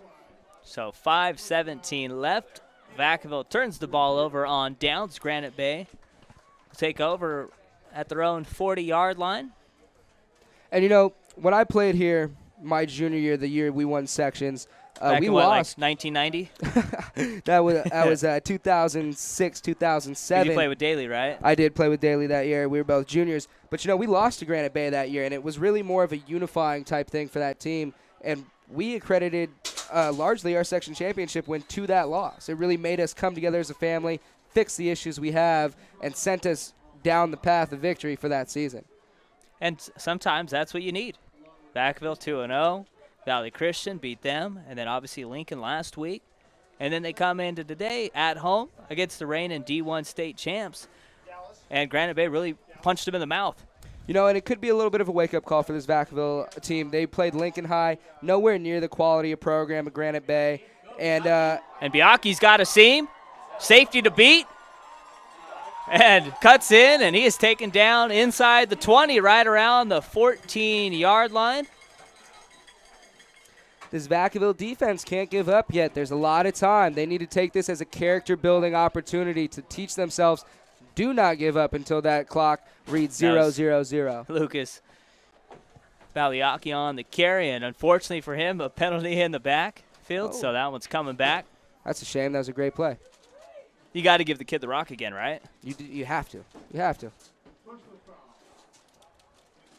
So But, you know, Vacaville is also looking for that. I'm sure the coaching staff is over there thinking the same exact thing we're thinking up here. So what's head coach Mike Papadopoulos going to preach to his team after this game hits 0-0s? You know, he's going to tell them to learn from it, most of all. To go in there, to reflect on it for, you know, the 24-hour rule. Reflect on it for 24 hours, learn from it, and then let it go because there's nothing you can do about it after this game is over. And maybe the best thing for Vacaville is they will get the reigning 2012 Male Defensive Player of the Year back in Jeremy Sweeney. And they really missed him today as there's a fumble. Granite Bay puts it on the ground. Picked up by Drew Chitwood, and he's going to take this one back. We'll call it a fumble 6. First turnover for Vacaville all night. They're able to score on it. So that makes it 46-27, 4:15 left here in the fourth. 19-point game with 4 minutes and 15 seconds to go.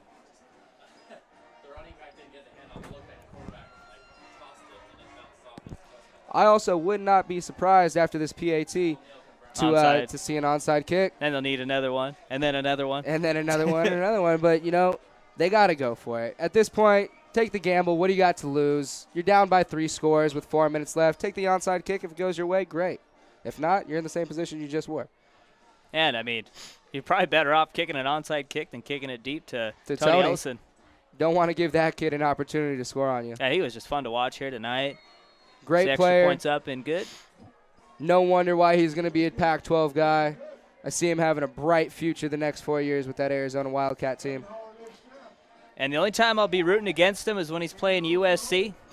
But USC, man, let's not even talk about it, man. They got no quarterbacks. I mean, how do you go from Carson Palmer, then you got Matt Leinart, then you got Mark Sanchez, and then you got Matt Barkley, and now you're dealing with Cody Kessler. Are you kidding me? And Max Wittick. Can we get Max Brown in already? You know, I'm in the same boat with you, though, partner. My Cal Bears aren't doing that great either. Hey, at least you got a stud in Jared Goff, and he was a stud at Marin Catholic. And, of course, we covered the game last year when Marin Catholic lost to your Vacaville Bulldogs, and he looked phenomenal, and he's leading the nation in passing right now. Jared Goff is looking like a ball player out there. True freshman, throwing that rock around, having a playing for Sonny success. Dykes, obviously, you're going to be throwing the rock a lot. And you know, but being a Cal fan, I got some hope that we might actually have a good quarterback. So how was it watching Marshawn Skittles Lynch beast on you guys last weekend? being a former Cal guy, do we doing still that gotta- to your do we- guys, we doing the gotta Bay talk dirty about like game that. again? You know, Marshawn's a beast. He is one of the hardest running backs in the league, in the National Football League, and he's always going to come ready to play. So they kick it deep and offside. So now they'll kick off from the 35. Marshawn Lynch was extremely fun to watch in Berkeley, though. Yeah. You know, going from playing with Terrence on Friday nights to watching Marshawn Lynch on Saturday mornings was basically you're watching Marshawn Lynch do the things that Terrence did the night before in a high school game. And But at the D1 level. I wish Terrence Daly would have been on track, got grades done. He had a very good freshman year, had over 600 yards rushing at University of Washington, and Steve Sarkisian came in, and he had to let him go. He just academically ineligible and tried to go play at Sac State. I believe he only played 1 year there also. If things would have went a little bit differently for Terrence, he probably would have been joining the other Vacaville Bulldog, Josh Cadu, in the NFL right now. Yeah. But, you know, both these teams got guys in the NFL. As long as we're talking about, you know, professional football, both these teams have guys, you know, on NFL teams playing and trying to get a career going in the league. Short kind of pooch kick and having fun with it, doing a little moonwalk out of bounds. Yeah, when you're up 46-28, you can have a little bit of fun. All right, got a party, right? It's Friday night. So 4:13 left here, 18-point lead for the visiting Grizzlies from Granite Bay, and they're going to pick up another win on the year and be 2-1. And, of course, their lone loss came to Folsom, and they have 2 more non-league games against Pittsburgh and Lincoln. And then after that, Roseville to start off league play. Roseville, I got a chance to play against them in a couple scrimmages when I was here at Vaca High. They're no team to sneeze at either. Tough, hard-nosed type of team. Ellison has it, and 9 yards. This kid hasn't seemed to get tired at all for the entire night, and they've been calling his number a lot. And he seems to be showing no fatigue in his legs. Still has a good burst, running with power, and doing some hitting. Gave him 10 on that. First down for Ellison, and it seems like every time Ellison gets his hands on the rock, it's move the chains or TD. The kid is extremely productive. First and 10. Knee hit the ground. Garrity loses 1. That Garrity is a tough kid down there. Almost gets stopped in the backfield, is able to stay up, and takes a bulldog straight to the face. Talking about toughness, partner, you a UFC fan or no? I am, but I don't follow it follow? as much as you do. I know you're an expert when it comes to this stuff. John Bones Jones tomorrow night, putting his belt on the line, trying to break UFC history if he takes it down tomorrow night. 6 straight title defenses will pass Tito Ortiz, taking on Alexander Gustafsson. Should be a pretty good fight card tomorrow. And they do the end around here and able to pick up maybe 3 on the carry. It'll bring up 3rd and a long 8, and I believe that was Grant Powers on the carry. The sporting event I'm looking forward to this weekend is 49ers and Colts. Colts just pick up Trent Richardson. What do you think about that? That's it, just a first-round pick for Trent, which is probably going to be a pick right around 18 to 24. You know, they pick up a first-round pick. The Browns front office gets to build a team that they do have want to 7 build. picks in the first 4 rounds, so I get that. But I believe they could have got another draft pick or 2 for Trent Richardson is a great young running back. They probably could have gotten a little bit more out of him.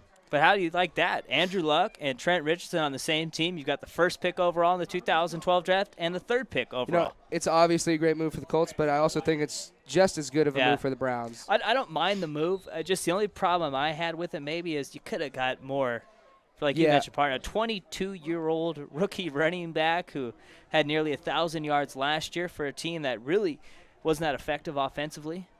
You know, and the only issue I had with the trade was it's basically the Browns saying we forfeit this season, which is never a fun message to send your players. But these are professional players; they're smart. They know that. Hey, if I'm Trent Richardson, I'm happy. You're playing with Andrew Luck. So punt, under 2 minutes to go, and it's going to be at the 30. So this should be the last drive of the game. Mike Garrity downing it. So what impressed you the most about Granite Bay here tonight? If I had to explain it in one name, it's Tony Ellison. Yeah. This kid is unstoppable. I mean, like I said, the best high school talent I've seen since Terrence Daly laced up his cleats. Yeah. I mean, like you said, the kid, every time he got the ball in his hands, is either moving the chain or putting 6 on the scoreboard. Yeah.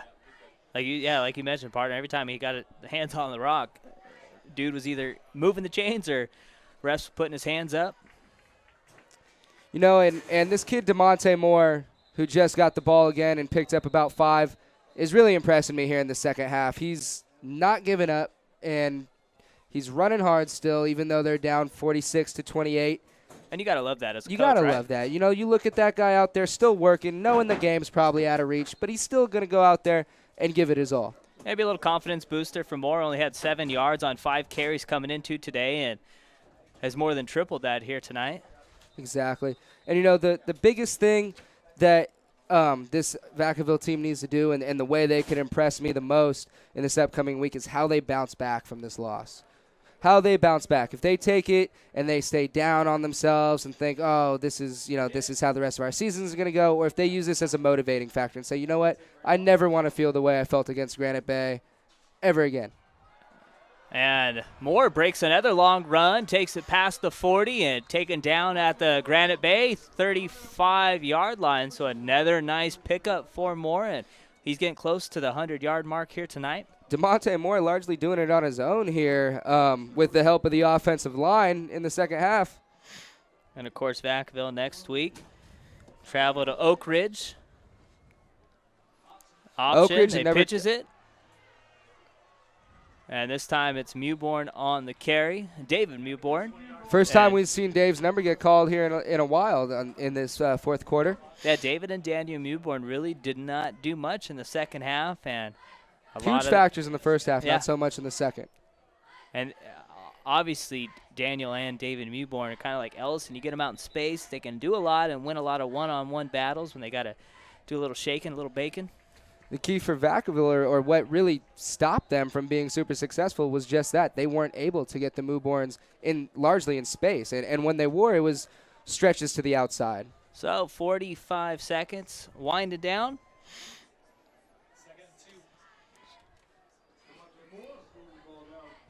And, of course, Vacaville has to be happy that Jeremy Sweeney is coming back. Should be back next week, correct, partner? He'll be back next week, returning male offensive lineman of the year.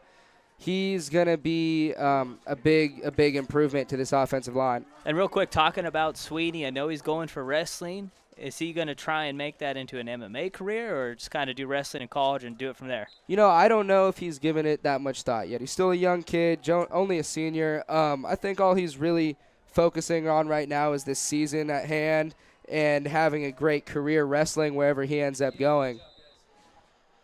4 seconds left, probably one play left in the tank. You know, great effort on both sides of the ball tonight. Vacaville didn't give up. They stayed in the fight, stayed hungry, and you know what? That is always good to see out of a team that doesn't want to give up, that doesn't want to stop playing. It's going to go out there and put their bodies on the line for you. So should be the last play of the game, 4th and 1. Moore taken down, doesn't pick up the first. 0-0. Granite Bay with a nice road victory here at Thompsonino Stadium.